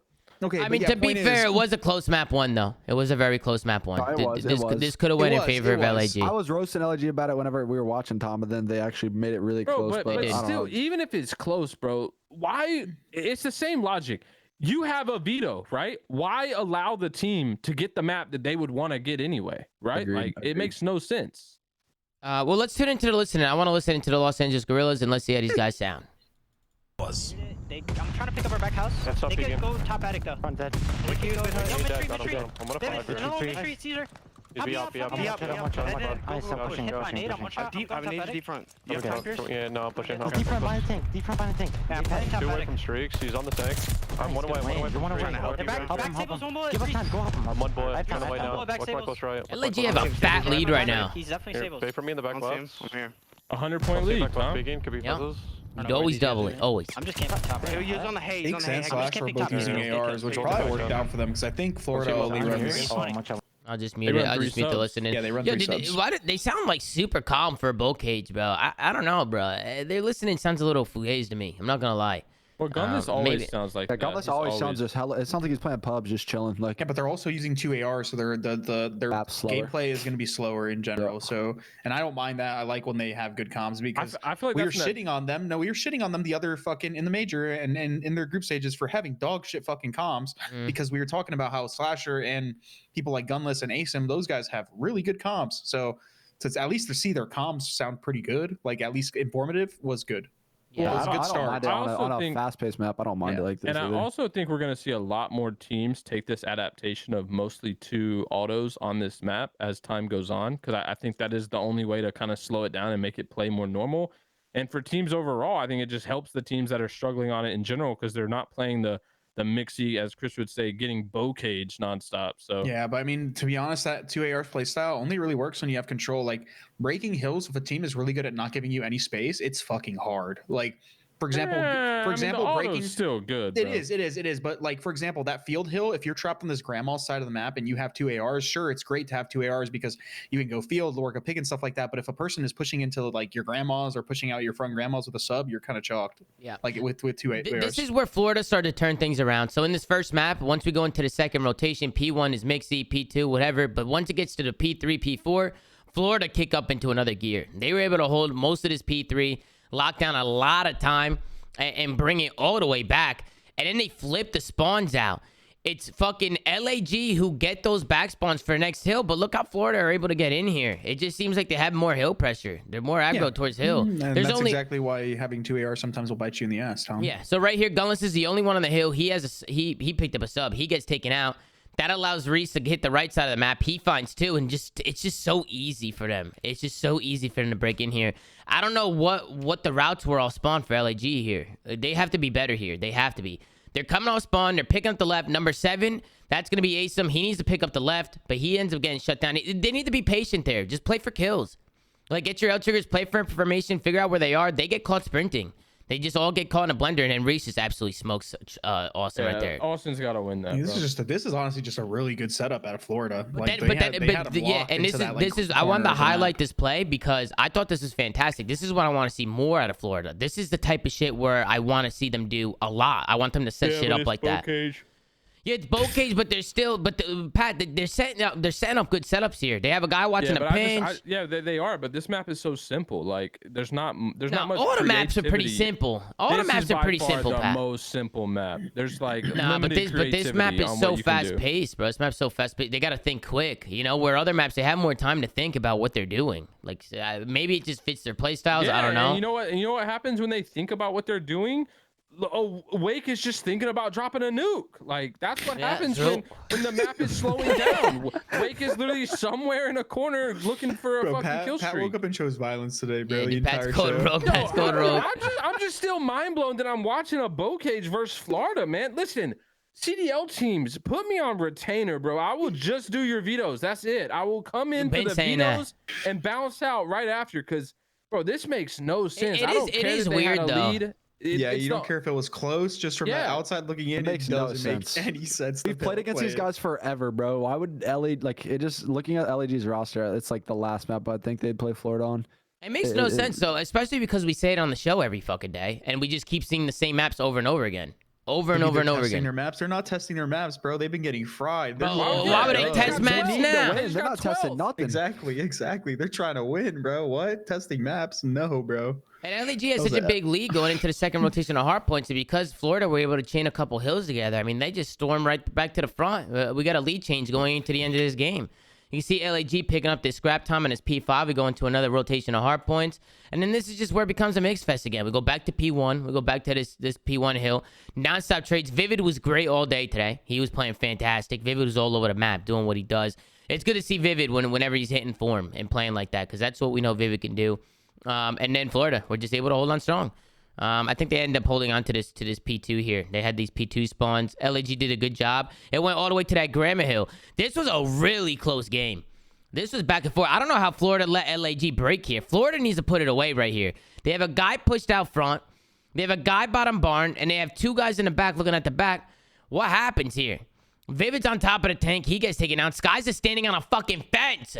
Guys standing on a fucking fence in the middle of the open. They gave LAG a chance here. Florida need to play more discipline there. And they were slow. They were slow to pick up where they were spawning, and then I think right there they had two people up, which is still okay because they had like pressure front, but somebody got naded like deep. I'm pretty sure it was like, I think a slasher nade somebody, and then that ended up basically just getting them clear into the hill. Caesar said he thought that they couldn't win or thought they couldn't get in there anymore. He thought it was over. Hold on, go back, Caesar. I agree with you. It's 245 to 230, and you guys get 4 dead. In any normal Call of Duty, if you get 4 dead at 245, you win that's actually crazy. Game. That actually is crazy. How the fuck are they getting to the hill to contest anyway? Bro, look at number 2 get naded. That is insane. That is insane. They got 4 dead, and Hook was in the hill 3 seconds later, 3 or 4 seconds later. Did you guys see Dave? Dave just got naded from across the fucking map, dude. Yeah, they probably should have closed it out there. Well, and if the whole map didn't blow up, like Caesar just stays alive right there on that L wall where the wall was originally, and they just win. Yeah, and then Florida do a good job staying disciplined. They rotate back and they play for those back spawns, and they collapse on this hill. They have somebody pinching front, somebody holding spawns in the back. Vivid goes big in hill, and Florida were able to hold on, but it got scary. It got really scary. I don't know how the hell Hook was able to get in there after a 4 clean, but the Los Angeles Guerrillas, they fall short in this first map, and then we go into a Tuscan S&D in the second map. And I'm going to be honest with you, man. This was the Vivid show. This was the Vivid re-show. He had 2 aces in this game. 2 fucking aces. There was this round where Caesar won like huge gunfights right here that you're actually in. Sky, sorry. He pinches like through mid, wins the gunfight, and then he catches the timing on top of Top Church on this guy. Like he wins that gunfight on that guy right there. We'll bring it back. Let's start in the beginning. We'll start in the beginning of the map, Chris. Because off the rip, I really like how teams are playing B here. Florida, they try and go towards that A side off the rip, and I like the aggression from LAG on the defense to get up A side and just kind of get control. You have nothing to lose on defense, in my personal opinion. When you hit up A like that or hit mid and just kind of make a reckless play, I feel like defense, it's kind of flipped on this map. Defense is where you want to go rogue and try and make a play. Yeah, no, I agree with you. It's the hardest to win for sure. LAG come off the break fast. You know, they hit off that A side. They just kind of stack it and they get control, and they were able to come out and win a defense. So good plays out of them. And then going into the next round, LAG, they bring the bomb A side. Florida do the same thing back, but instead of committing to the A site, you can see Asim right there. He wraps it all the way back and brings it to B, which I love. I think that was a really, really good play. But then I think they get retook after they plant the bomb. If I remember correctly, do they get retake? Yeah, they get retake here. I don't know how they got retake. Let's see how their setup was. They have a guy holding pinch. They have a guy who planted the bomb holding mid alley, and they have a guy in the back. It's a 3v3 situation. Florida was able to break down this setup. This would have been a big round for LAG. I think it starts with the guy here in the back. You can see Dave Patty wide channeling with a sniper on the heady. Hook's going to back off. Big win on the pinch. That's where it all started. Reese Vivid plays on an island. He plays from the front, and once he wins that one-on-one against Gunless on the front side, now these two guys platter fucked. Because they have to push something out here. The thing is, though, Pierce shouldn't be looking at what he was looking at. He just gave up top green. And again, LAG again with the solo challenge. Right here, Vivid wins the 1v1 here, right?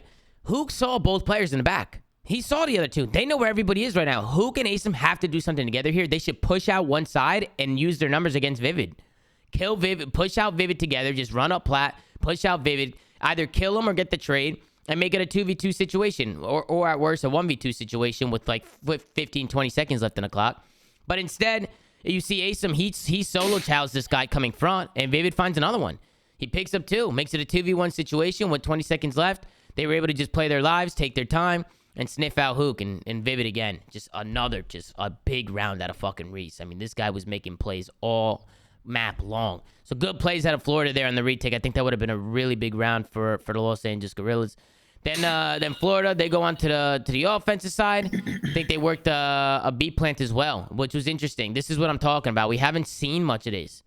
See a lot of teams now.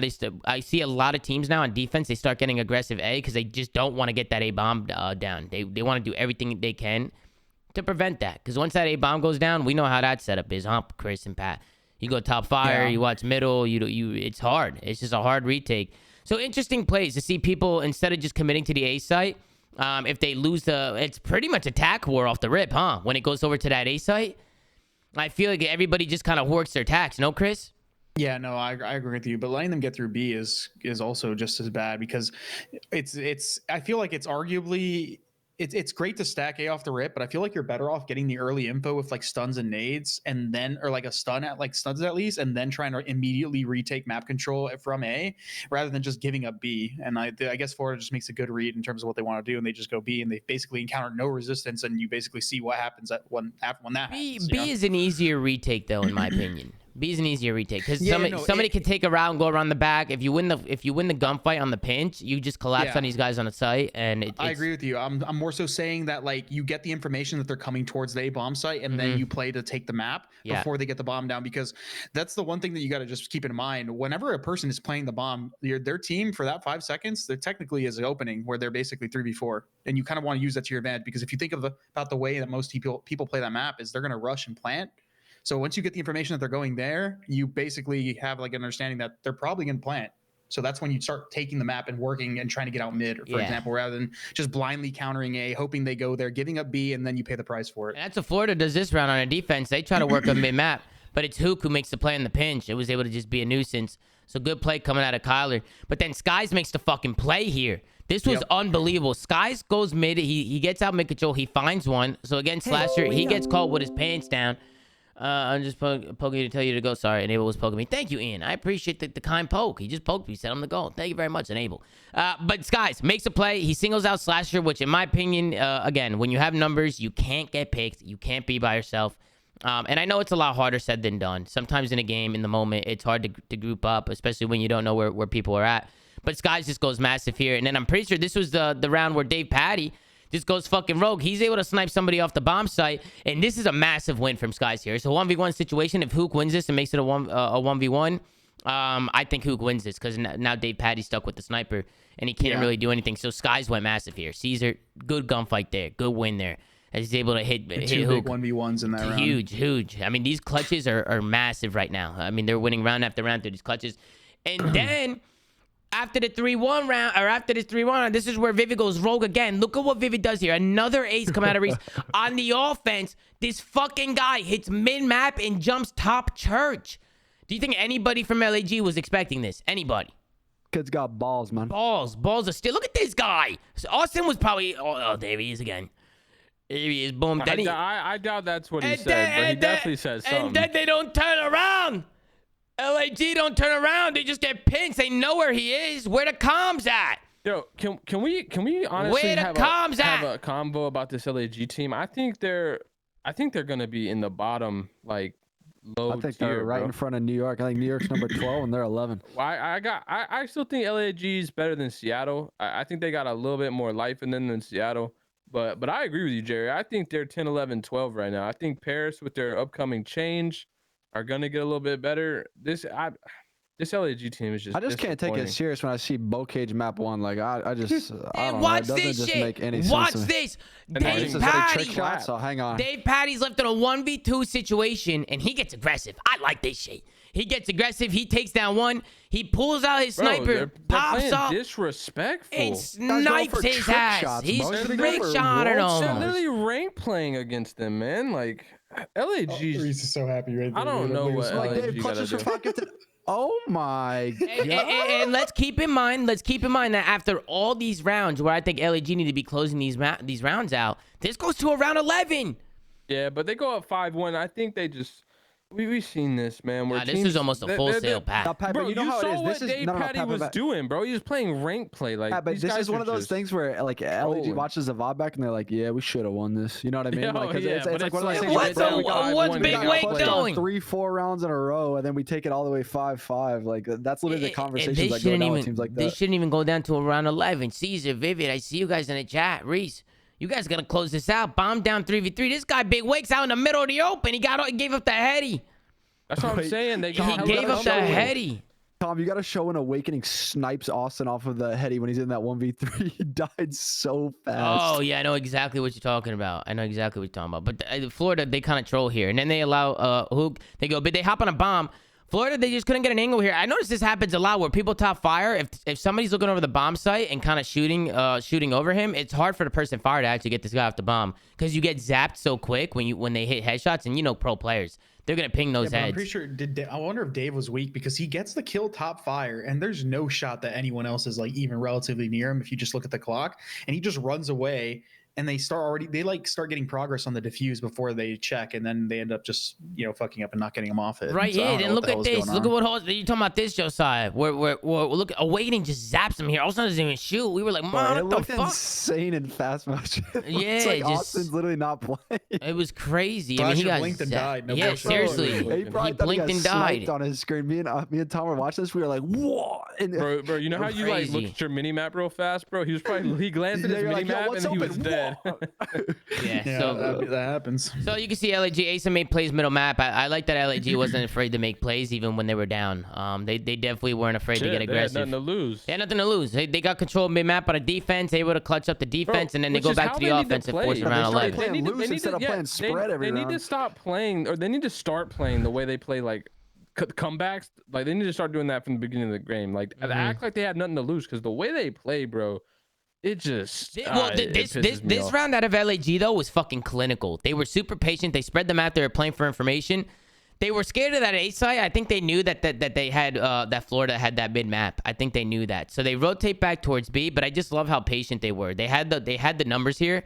Awakening was able to get one, but he gets traded out. But you can see LAG working something together, making sure they get those trades, holding each other's hands. Don't want anybody getting single pushed or single child and getting blooded. Because then if you lose your numbers, you're gonna lose the round. And they just do a good job. They don't rush plant either. They get the kill. They get the B but then bomb they try to site. do the same logic this next round, and it just I'm straight question Well, marks. in I my just head. like I'm right here that they got the kill on the bomb with yeah, 35 no, I seconds agree. left, and they stayed patient and waited for another kill instead of Yeah, hopping on the they bomb. No, they I mean, played this is how this round Optic was started flawless. This is a This great was round. great. This is a really good round. But why does it take being down 5-1 to like put your head on straight and start don't know. making right plays? And then they get into the round 11, and This makes and me the trolls my are in. head hurt, bro. This makes my Why? head hurt. And again, Pat, what is my biggest pet peeve in S&D? Do you know? You know my When biggest pet people peeve? aren't decisive. Decisive, yes. And when people don't don't plant plant the the bomb, bomb. they don't plant the bomb, yeah. Pat.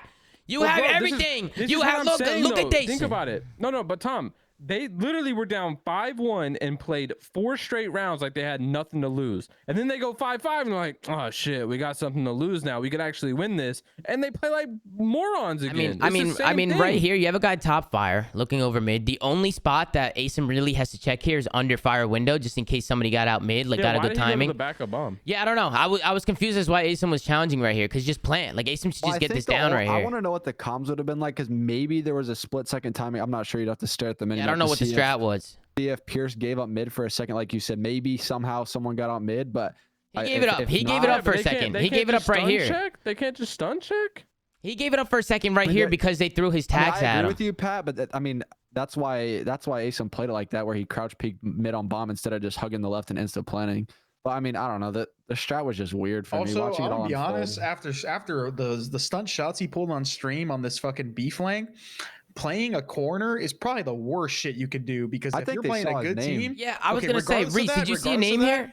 Yeah, can Florida confirm? Because me and Tom definitely thought that they saw like a red dot. No, he said no. So you just checked it, Reese. Good play. Regardless, if you were after seeing what shots he pulled on said stream, easy read after I saw it. So yeah. Exactly. After you see what shots he did on stream, you are checking these spots. The best thing you could do on the flank is play a little bit more aggressive. Maybe open up the door, get some pre-info before they actually enter the fucking building. Because if you play it like that, you're just gonna fucking die. Yeah. Like they just check the corner and kill them for free. Like, the play that where Kyler's sitting right now, it's really difficult for him to get one and get out. Like he's gonna get traded or he's gonna die there. When people play that like if you go up to the building, open up the window, you can see into the room, but then the guy fire can help if you get like double push. With most people double flank, so you can get info. You have a stun nade, you can stay alive, and then the guy fire like what Pierce is doing can just turn and now help that player. And then I think once they didn't get the bomb down and Kyler died on the pinch, then they were like, okay, fuck, and then they tried to make a play because at that point you're not gonna get the bomb down now when you don't have numbers and you know they're swarming the site. Now you have to try and make a play. So it's just a little bit too late now. But I definitely think right there, like it worked for Shotzzy, but Shotzzy also did it when nobody knew about it. And people didn't expect it. Now people are checking these little spots and these little credits and they're checking them quick. So spots like that might not always work, especially if you're single playing it. Dave Patty was able to get a pick with that sniper. And I love how Dave Patty gets the pick with the sniper and gets out. Instead of trying to overchow or do anything stupid, he gets out of there. He gets a pick, backs up, and just lets the clock do the work. With 25 seconds left here, Reese is able to find Gunsmith. Matt Basim's by himself. Just nothing happens here. Just a sloppy round 11. I just would have liked to see LAG get the bomb down. I told you. They go up 5-1. They're getting smoke showed. Reese Vivid's having his way. And then Florida gets all giddy. They're trolling. Dave Patty's going for World Stars. And then LAG's like, oh, we got nothing to lose now. Let's just play fucking. And then they bring it back. And then they go round 11. They're like, oh, no, we can win now. Back to our normal strats. Back to our normal shots, guys. Spread. We'll play it with like 3 seconds left. Spread. Nice. Get a pick. Fuck. Tyler, you're not amped, bro. What the fuck are you doing? Like, that's literally the summary of this map, dude. When I saw 5-1, it was over, bro. And then we get into the Tuscan control. And Florida kicks off right on the offense. They kick things up. It was Reese who ended up making the play here again. I feel like I've been saying his name all series long, but he's a playmaker for these guys. He's super important for these guys. Let's see how Reese was able to do this. They stormed to the front and they stormed through church. Sometimes you'll see people play through church and they'll go top radio and top green and try and get into the site that way, but they just get the kills. Reese opens things up with a 2-piece here in church. He somehow gets back church. He finds a good timing on the map. He hits the gap. He shoots number 8. That's going to be Slasher with his pants down. He's going to kill him in the back. And then right here, once he kills the kid top church and they have 3 dead, that allows them to collapse onto this point and win this first offense. So right off the rip, I mean, it was clinical from Reese Vivid and the Florida boys. Yo, Reese, did y'all win the coin flip? If you're in the chat, I'm assuming you did. It don't matter. I forgot how to tell. Yeah, they did. Yeah, I mean, why does it matter, Pat? Like, what are we talking about? It didn't. I was just gonna make sure that this wasn't an LAG. It didn't matter if it was we're honestly just dragging out this 3-0, bro. They got We're dragging out the 3-0. We're definitely dragging it a little bit. It should have been a 6-0, 250 close hard point, 3-0, 3-1 control, whatever, bro. Like, it just wasn't close. We're just beating around the bush. We literally just watched 3 teams today who all need to do something because it's fucking. I feel like I just watched a CS:GO map. No bullshit. Also, Reese, I fucking love this, baby. 9v5 and you guys get 4 dead, and instead of just sitting in your fucking base because you push out anyway. Because worst comes to worst, you die and you spawn in the back, or you get kills and you fucking keep them pushed down and you win the game. As long as you don't turtle the site. Because if you turtle the site with 10 seconds left, 10, 50 seconds left, and you allow LAG to hit through the front and win fights and stack the point, you're trolling. So I just like Reese getting aggressive here. I know it's like a little play, but it's a good play. And we talked about it, Tom, from this Florida team in general. Like they have a high ceiling. Like they can get kills and make shit happen. It's just that the fact that sometimes they just play like some boneheads in respawn in general. But I think when they're playing teams like LAG and these bottom half teams, which is most of these matches today, they're gonna snag wins, and it's not gonna look difficult for them. I mean, I know we harp on Florida a lot, but They obviously have talent. Like talent's not their issue at all. It never really has been. But... I mean, look at this offense, bro. They are getting mopped in lives. LAG was just getting slapped. I think Florida just did such a good job this round, just stopping clock and going rogue and just farming kills. Honestly, they just spread the map. They were pushing out cuts. They were confident and they were farming kills. And once the life advantage, even right now, like it's 20-10, all Florida need to do is get this 8 point and get the more time on the board and just keep working trades and get the dub. This goes all the way down. Look at the lives, 18-6. Florida has streaks. I mean, this one was all she wrote. LAG really struggling here. What do you guys think of the next steps for LAG? Blow it up. Come on, Pat. You're going to blow up everybody. You're going to blow up every team. There's so many teams that need to blow it up. And you know what's funny? They could literally, like, bro, we talk about it like these teams don't make trades, but these teams could literally all be better off if they would just cycle some players around. Like Seattle, LAG, like their team comps just aren't it, I feel like. And yeah, man, just blow it up. Like Unless going 16-30, you got Austin going 15-70 on land. Like this shit's just not working. Blow it up. Like start. Thing is, Pat, when you do that, Who you keeping? Who do you want to keep? I'm definitely keeping ASIM. I agree with that. I think ASIM's been their best player. I guess Gunless, because of how bad slashers looked. I mean, we want to assume slasher will improve, but if we're going off what we've seen so far, slashers look pretty bad. But this team hasn't got a single map win on or a single match win on LAN. They've underperformed in control and search. It's good that they're acknowledging it too, Pat. That they're acknowledging they're not playing. Well, I was also saying he's just not playing out. He can't get into rhythm. He's not playing good. GG. At least they're not making excuses. At least they're not making excuses and calling it how they see it. But like, if at the end of the day, like, who cares if you're saying you suck if you're still gonna suck? Like, like, true. I mean, like, I'm glad you realize it, but shit, you suck. Listen, Robbie don't want to say it. Spark needs it in, bro. Like, yeah, that's what everybody was saying. A lot of people want to see Spark get the shot. A lot of people want to see him get a shot. Why not? I just think it's a lot of these teams in these bottom half just need to say fuck it and just make changes, even if it's just subbing people in and out. Like, fuck it, you can't get worse.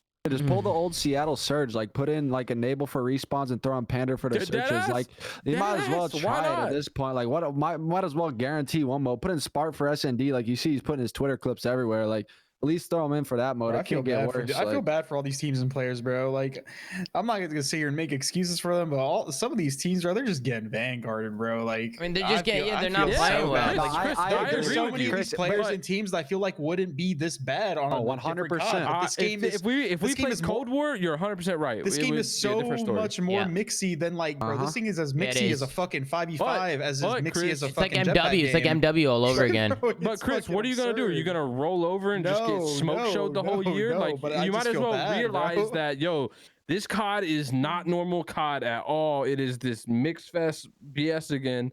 So just start making, blow it up. Just blow it up. Blow it up. Just start early. Like that's the thing too. These, like Chris said, these players aren't even bad, but their team comp just doesn't make sense in this game. Like some of these teams make Cold War rosters. You need people who they gotta have a head on their shoulders. But like we see it, like for instance, Capsule. People are saying that guy was getting top 24 in challenge, whatever. He's coming in being arguably one of the like better submachine guns in this game so far. It's like, I don't know, watching his gameplay, Tom, you said it today. You had me crying, laughing. Like, this guy just slide, yeah, he was. He's all over the map. I feel like if some of these teams just put in like a more aggressive player for certain rosters, like they would infinitely improve and allow us. That's what I said. That's what I said before and earlier in the show. I said stack aggression, find aggression, because that's how the game is played. That's just how it is. I'm sorry, but that's just how the game is played. That's how MW was played. That's what, even with the New York team, we needed more aggression. That's why we made a change and got Mac, and then we went from top 12 to top 5. And it's only because of the game that you were playing. If you were playing the game the previous year, you would have been perfectly fine. Yeah, I agree. It's different play styles, different games, and that's why I don't think Call of Duty pros get enough credit sometimes, because they're constantly having to adapt. I'm talking about like the top Call of Duty pros who are always adapting year to year. More so nowadays, though. Like I thought that argument was fucking bullshit back in the day. Like, bro, I felt like every COD was the same, but once they started adding the jetpacks. And they started adding in, and then they started adding this mixy, Chris. I don't even think jetpacks not this mixy. Bro, people at least spawn out. Think of a breakout hard point from IW or whatever. Like people at least spawn across a map. Would you guys agree? I had a chance. One at a time. Would you guys agree that you would rather play a jetpack than this slide COD. Yes. Not even close. Yes. Yeah, Bro, it's I rather would. It's not even close. Like, It's not even obviously, close. I would put Boots as number 1, but I would way rather play This ain't jetpack Boots, and bro. wall Bro, running. at than the least, slide at least in cancel shit. Advanced Warfare, like I could project the height of a player's jump like consistently, right? Because there wasn't any like hovering in that game Yeah. compared to like BO3. But like in this game, bro, you can't predict timings. Well, this that is and the this is off camera topic. breaking shit This is a little bit off impossible. topic. However, the biggest problem with tac sprint games is it throws off timing to a extreme degree because you can't track everyone's tac sprint cooldown. It's fucking actually physically impossible to do. Chris, you Plus saw it. spawns are crazy too. It was Yeah, and the 245. spawns. Florida got 4 dead, and they somehow got back to the hill. Yeah. Like, bro, if in any other COD, if I get 4 dead when I have 245 points, I'm putting my controller actually- down and yup. celebrating. I already won the map. Yeah. Like the It's- map's over. that's why the teams at the top right now, it's just organized chaos. Like I said, they're figuring out ways to play the game at a really fast pace, but also be on the same page and know what they're doing. There's a right way to play this game. It is fugazi. It is fugazi, but there's a right way to play it.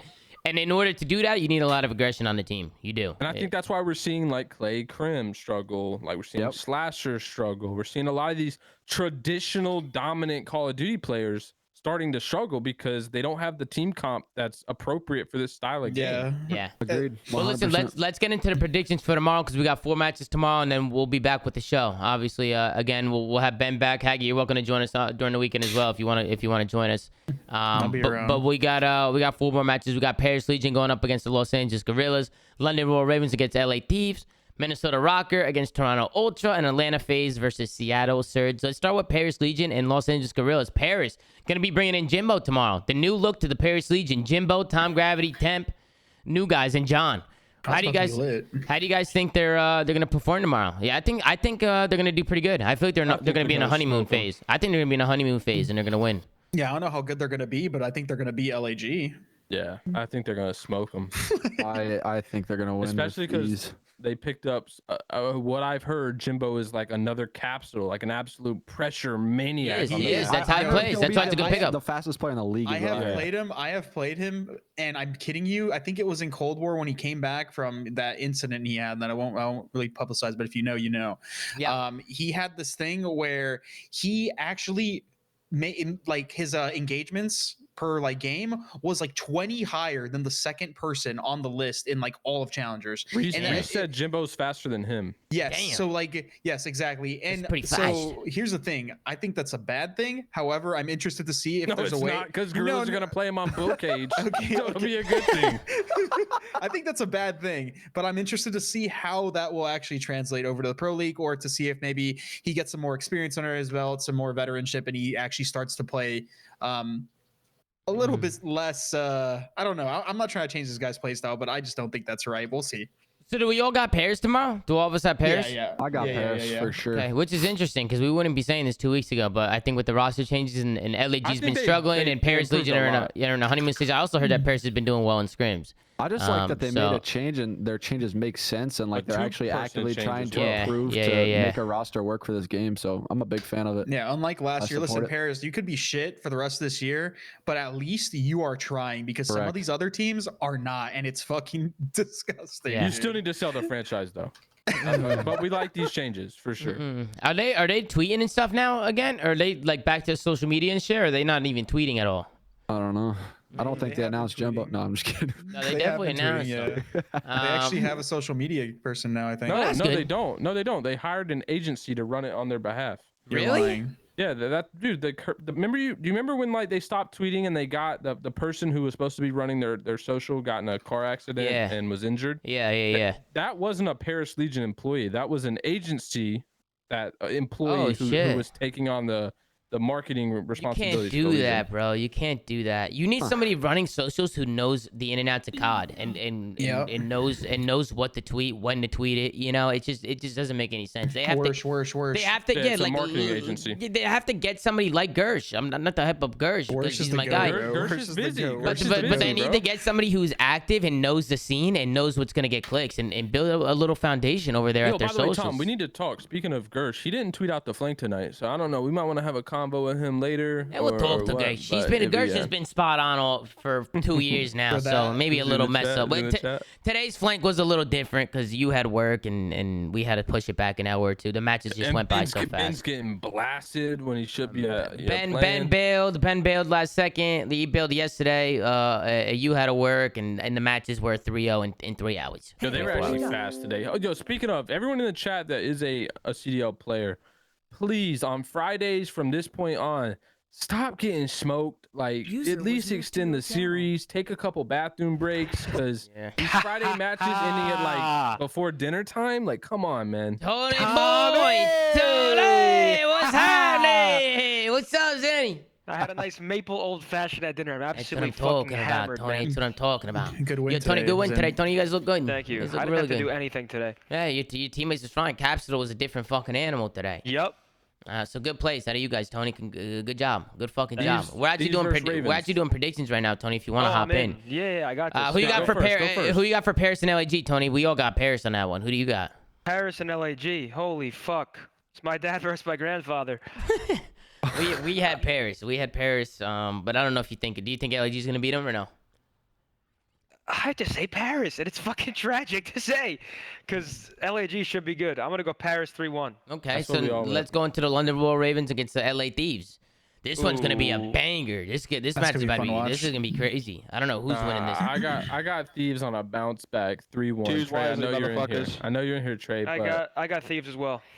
I got these as well. Just Thieves because had a of- bounce Really? Yeah, that's Really? absolutely Ra- fucked Ra- up. Ra- well, Ravens. no, it's not. Hold on, Ravens I has got a- London. Ravens has a sub.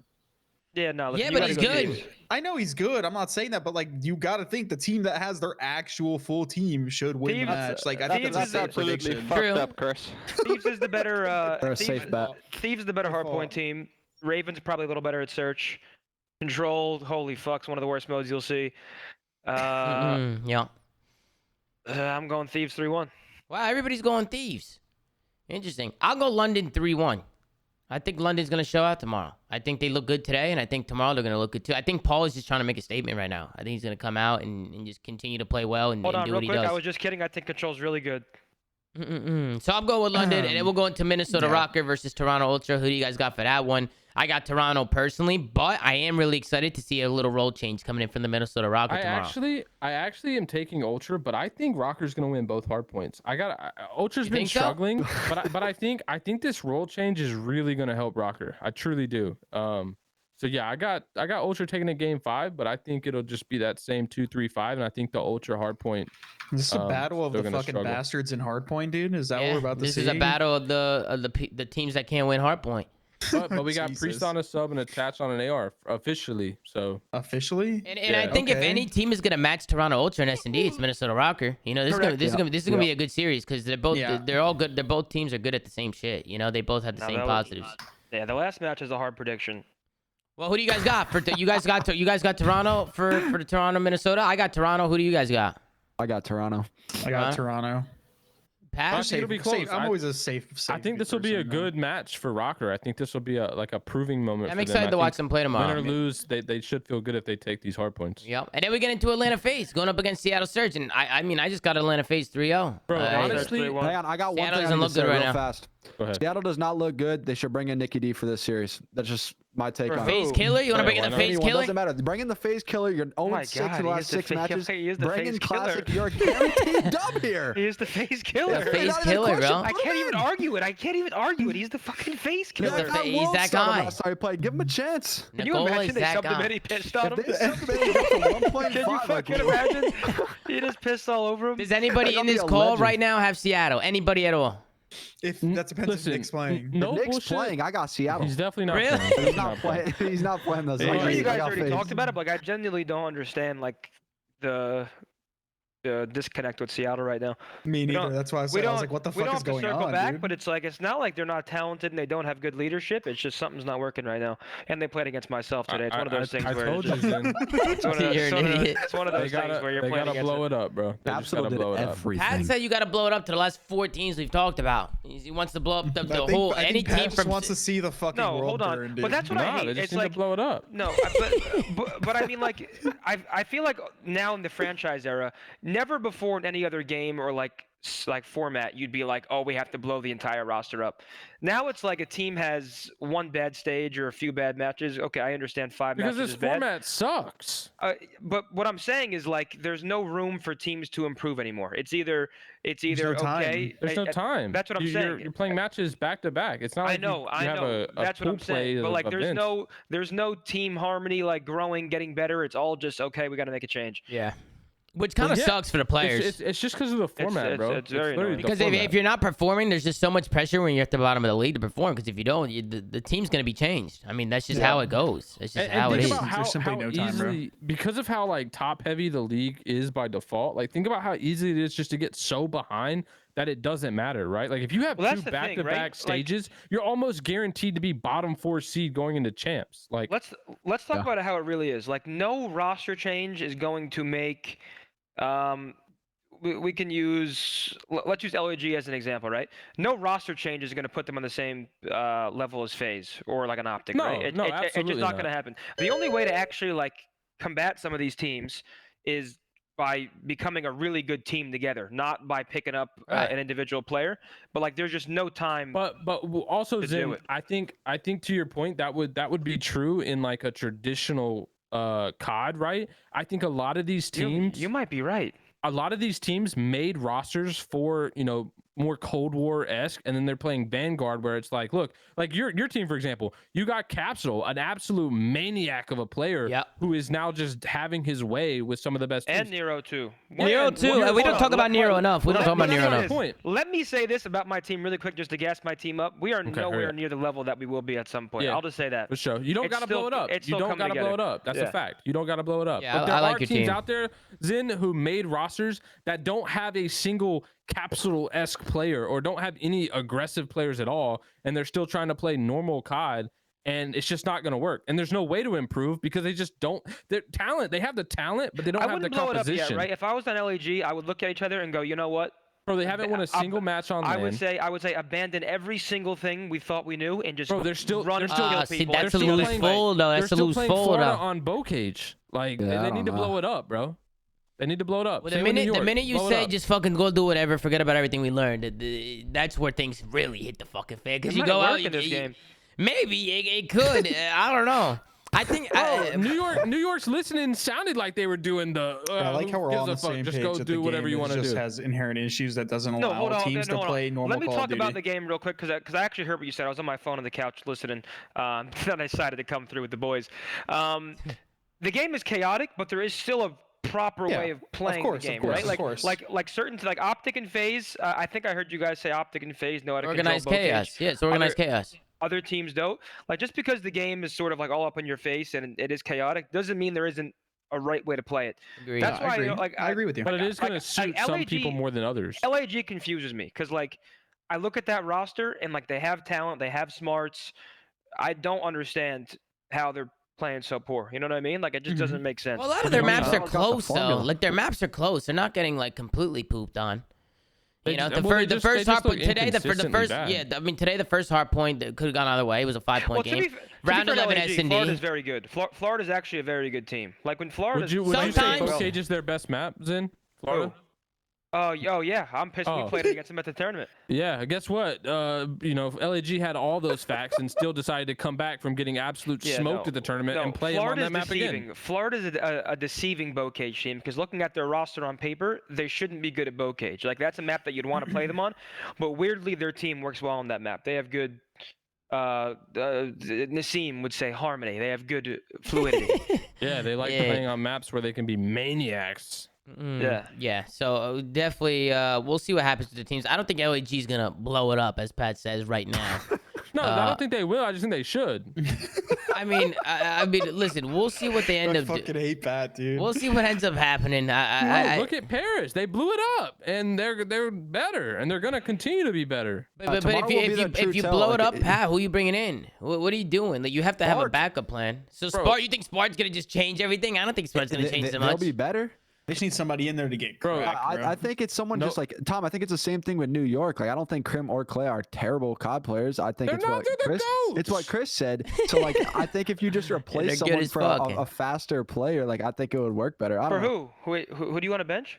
I mean, I think Crim or Clay. You just choose one of them as your main. You just put in a faster player. Literally, get a fucking dice, and just draw fucking each person's head on it and just roll it, and whoever it lands on. Just bench them and bring somebody else in. You want to gamble the roster? Except Hydra. Sorry, except Hydra. So you want to gamble the rest of the roster off? You want to gamble them off? Yeah, because it's all a 50-50 anyway. It's like Crimmer, Clay, Crimmer. Who cares? Just do something. Just let them play every other match. Just find a flex and then just let Crimmer, Clay just switch off every series for the rest of the year. That'd be also, and this is really important. Hire somebody to do your fucking vetoes, because it is clear at this point that some of these teams should not be doing their own vetoes. I wonder what the thought process is. I wonder what the thought process is going into the vetoes. Maybe, like, for instance, LAG and Bokeh today, right? There isn't, bro. Did they just think that they're really? Maybe they just saw in their heads, hey, we've been playing Bokeh really well. You know, we haven't lost to Bokeh. You know what I'm saying? Looking at our last 15 scrims, we're 6-3 on Bokeh. It's our best map. Let's pick that one.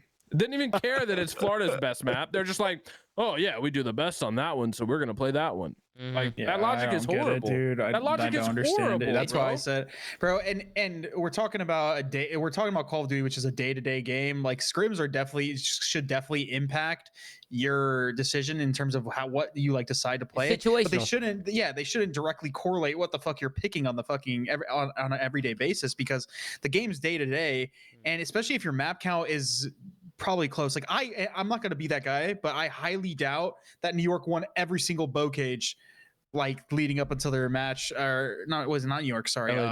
LAG won every single fucking Bokeh in their last few scrims, and we're like, you know what, this is it. Yo, what's LAG's documentary called? Their docu-series on their team? What's that shit called? Here we go. Oh, we're the fucking Strike series.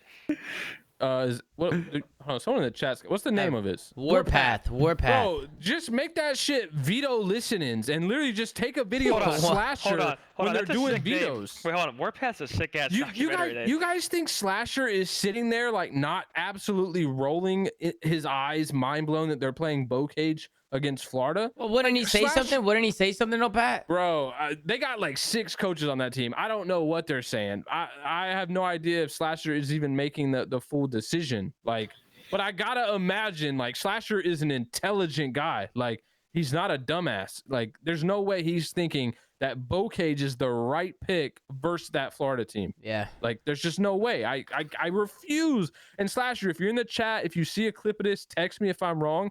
But I cannot imagine a world where I'm wrong about this. There's no way that you specifically would think playing Bokeh is okay or acceptable against that Florida team. Listen, I don't see a lot of teams blowing it up right now, but I can see a lot of teams. I can see a lot of teams blowing it up soon. With maybe after another set of matches. Hey guys, Ricky here. But Tom, the thing is, let's say you wait, right? Let's say you go 0-3. It'll bite you in the ass. There's no point to even blow it up. Then you might as well just ride it out to stage 2 and then blow it up after stage 2. Like.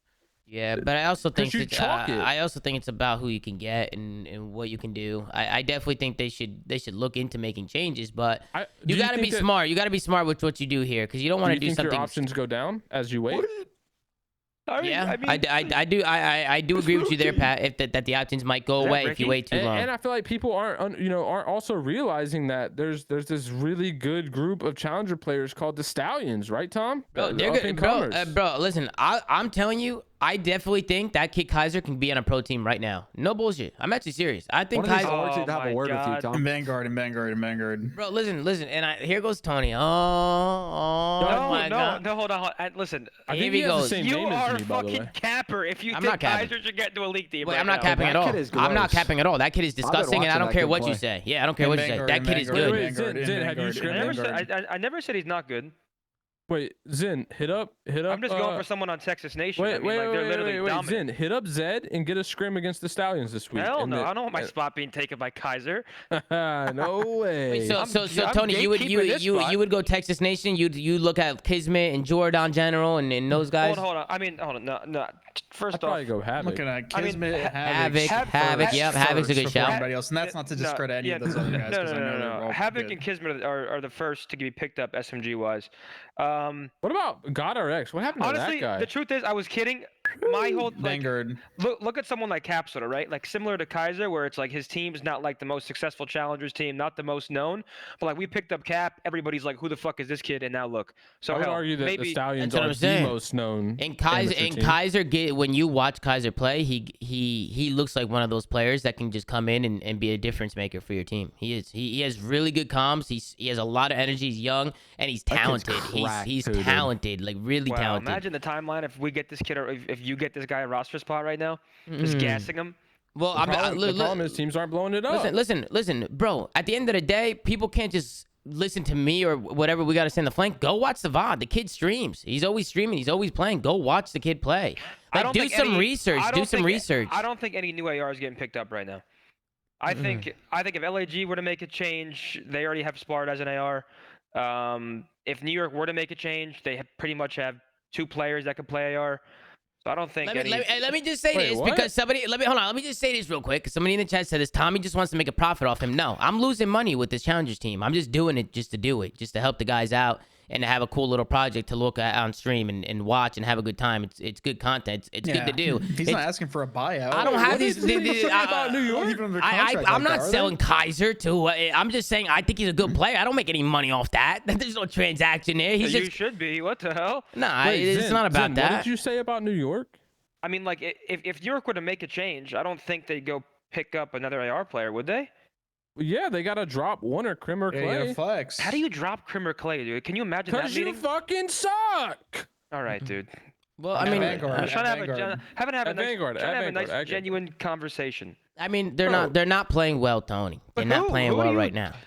I don't know. Like what are you gonna do? Well. Just chalk up? Breezy, fucking no, Breezy. You have Harry, 14. You have Breezy, Harry. Those are 2. Obey Breezy? No, man. Breezy from Texas Nation. Brezzy. Bro, this is not MW3, bro. This is not MW3. Yo, Zin, what's the alternative? Right? Just chalk like a $600,000 investment? Like, would you just chalk that up and just say, we're gonna suck the whole year? No, it's not. Listen, I know we're kind of joking. Like, it's a very tough situation because you have. It's just Vanguard. Legends. It's just Vanguard. That's all it is. Yeah, I know, but I mean, like, I don't know. I don't like sitting here talking about people actually having to make changes. Nobody. Dude, we never like talking about changes. But at the end of the day, we can't sugarcoat teams that are super underperforming and teams that definitely have to make a change. I mean, what you want us to sit on the show and just say no, just keep going. Subliners beat me. Yeah, and that was embarrassing. None of us. And I hope you still are roasting Nero to this day for that play on Tuscan, because god damn. None of us we all had our our fair share of shit plays on Tuscan. We are the Tuscan throwers.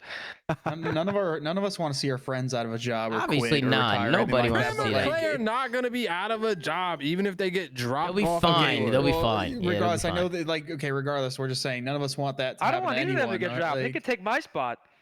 Dude, Tony, shut the fuck up. I'm terrified, dude. They both need to stay right where they are, dude. Dude, listen. I definitely think we're not going to sugarcoat anything. If teams are super underperforming, I mean, they're 0-12 in hardpoint, so it's like eventually there has to come a period of time where we're sitting here and we're like, okay, something needs to happen. We need to make a change. Somebody needs to go. And then you just go back and look at the matches and see who's doing their thing. And when I think of New York, I think Hydra right now. So right now you want to build around him. Hydra is LeBron on the Cavs, bro. Like he needs the Cavs. Hydra is gross. And as of LAG, I don't think LAG should blow it up yet. Not yet. Soon, if it keeps going down this road. You know what I don't like about LAG? They don't have a Hydra, bro. Like they don't have one person who is godlike. Like used to be Uke, but Uke hasn't been that player for a while. No, I'm talking about LAG. Yeah, this game, they haven't had one player that's godlike. Oh in this yeah, game. I mean, I'm sorry. I meant like in terms of just in their career. I mean, I was like, it used to be Hugh, but they don't have they don't have a superstar in Vanguard, and so I don't like. I don't know. I think it's a lot harder for them. That's why I'm leaning toward them just blowing it up. Asim has literally been their best player. Like, someone that they took from LAG, who probably was the 4th fit on their roster after they had already put together these 3 superstars, right? Gunless, Slasher, Huke. And Asim's playing better than all of them. Look at see Shotzi's in the chat. See, me and Ant were watching this guy play. Even he said it. Kaiser's next up. You see, Shotzi said it, ladies and gentlemen. Dude, Shotzi can't spell car, dude. What are you talking about, bro? One of the dumbest people of all time. He just spelled Kaiser right. You know what I'm saying? Shout out to Ant in the chat. But listen, bro, obviously I would love to see some of the Stallion players move on up. But Kaiser's definitely a player that I've been watching a lot. Like I think he's a really good player. As well as the Texas Nation guys too, like Kismet and Jordan in general, and then Havoc. You want to be me so bad. And those guys. What, Pat? What happened? No, Shotzi in the chat says, Zinni, you want to be me so bad. No, Shotzi, the That's person who wants to be you so bad is Kyler, bro. Tell him to stop going to all your fucking jump spots after you've already done them at the major. Because he's just getting blooded left and right, man. To be fair, I thought that spot was going to work. Where'd he even die from when he played it today? The window. He got a freebie. Just checked it. Wait, really? Oh, Did you see the spots that Kaiser was doing in the chat? Did you guys see the spots he was doing? Shotzi never even seen the spots. Nah. He never. Well, there was one spot he didn't see, and then the other spot Shotzi lost full because he was saving that one in the back Yo, Pat, pocket. take that hat off. Let's see that haircut. Bro, Zin, I'll take my hat off, 1, when I get a haircut, but 2, when you step back from your fucking monitor, you literally look like you're playing in VR, man. Like, you're sitting closer than Illy, and that is saying something. Yeah, your head's too big. I've been doing it. What are you talking? I've been doing it for 10 years, All we see is your forehead, Tony. That's all we see. Yeah, I know. It's a good haircut. It's a good forehead. It is a nice forehead, but that's all we see, Tony. You know, maybe we gotta adjust the camera a little bit. What is Ben Genesine doing over there? What's going on with the production? We gotta fix those cameras. No, they didn't adjust your cam. You gotta ask for a cam adjustment. Oh yeah, no, because I sit so close, we need to have like a webcam stand. Bro, this guy Ben is partying, Tony. He's fucking partying. Is he? What's he drinking tonight? What do you think? If you were to guess his cocktail tonight, can I have a sex on the beach? yesterday, Ben, he's just like, yeah, Tom, so I'm not gonna be there tomorrow. Just going out to dinner. I said, okay, all right, sounds good, Ben. Ben's definitely a margarita guy. He'll be here tomorrow though, so Ben can explain. He'll let everybody know what went on tonight. I have a martini, extra dirty.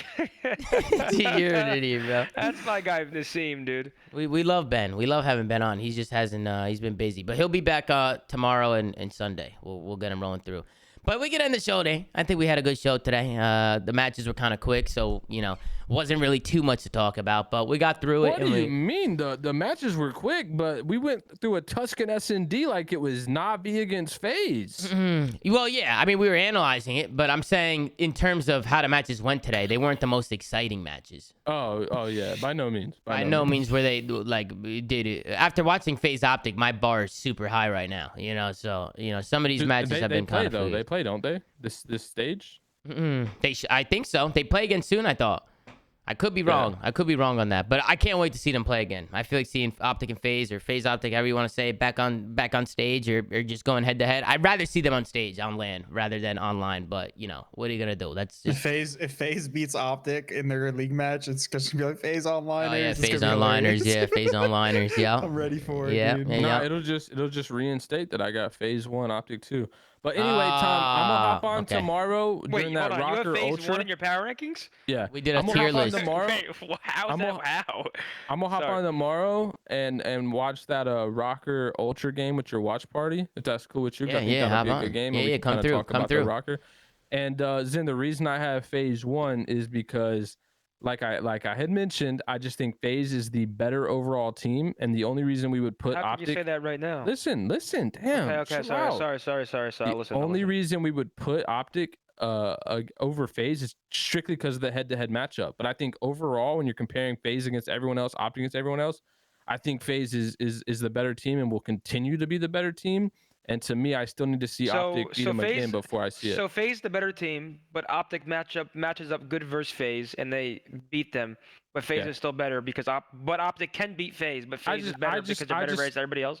No, I'm just not giving Optic the win off of a 2-3 reverse sweep and then a very close 5-2 where there was a lot of controversy. I'm sure you agree. This is a fucking terrible take. If FaZe doesn't lag in that Gavitude, they probably win that control. And by the way, every fan in the chat, any player who is a competitive player would agree with that take. By the way, everyone does. Just so you're aware. About the control or about the series? The control. Listen, I'm a nice neutral party. FaZe likely would have won if there was FaZe likely would have won that. FaZe likely would have won, but that's like, you know what I'm saying? That just the thing is, if it was like if Optic won the series 5-4, super close last map, I can understand being like, I still have FaZe number 1.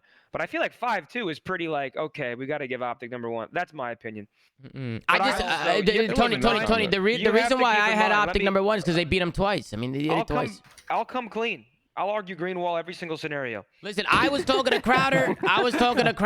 The other day off stream. I was talking to Crowder, and even Crowder said, the head coach of Atlanta FaZe said that he thinks that Optic was just a better team. They're number 1 right now. They're the team to beat. He said they were the better team at the event, but overall I got FaZe number 1. Tom, it's been a great show. Go ahead and let us know about Anchor.fm and send us out for tomorrow. So we're gonna close it out, chat. We'll be back tomorrow. Make sure to like, comment, subscribe if you're watching on YouTube. Anchor.fm/theflank. Check out all the audio sites that we're on. Go to @theflank on Twitter. Gert's doing a phenomenal job running socials, so make sure to go check it out. And as always, man, we'll see you guys on another episode of The Flank tomorrow after the matches. We'll be doing a watch party all day, so I'll see you guys in the live stream. Thank you guys for watching, and take care. Brush it. Take it. Bye. Peace. Tom, it was an absolute pleasure stopping by. Yes, sir. Yeah, thanks for having me on, Tom. Yeah, no problem. It was an absolute pleasure. Goodbye. Tom, what's your SR now? Have you ranked up?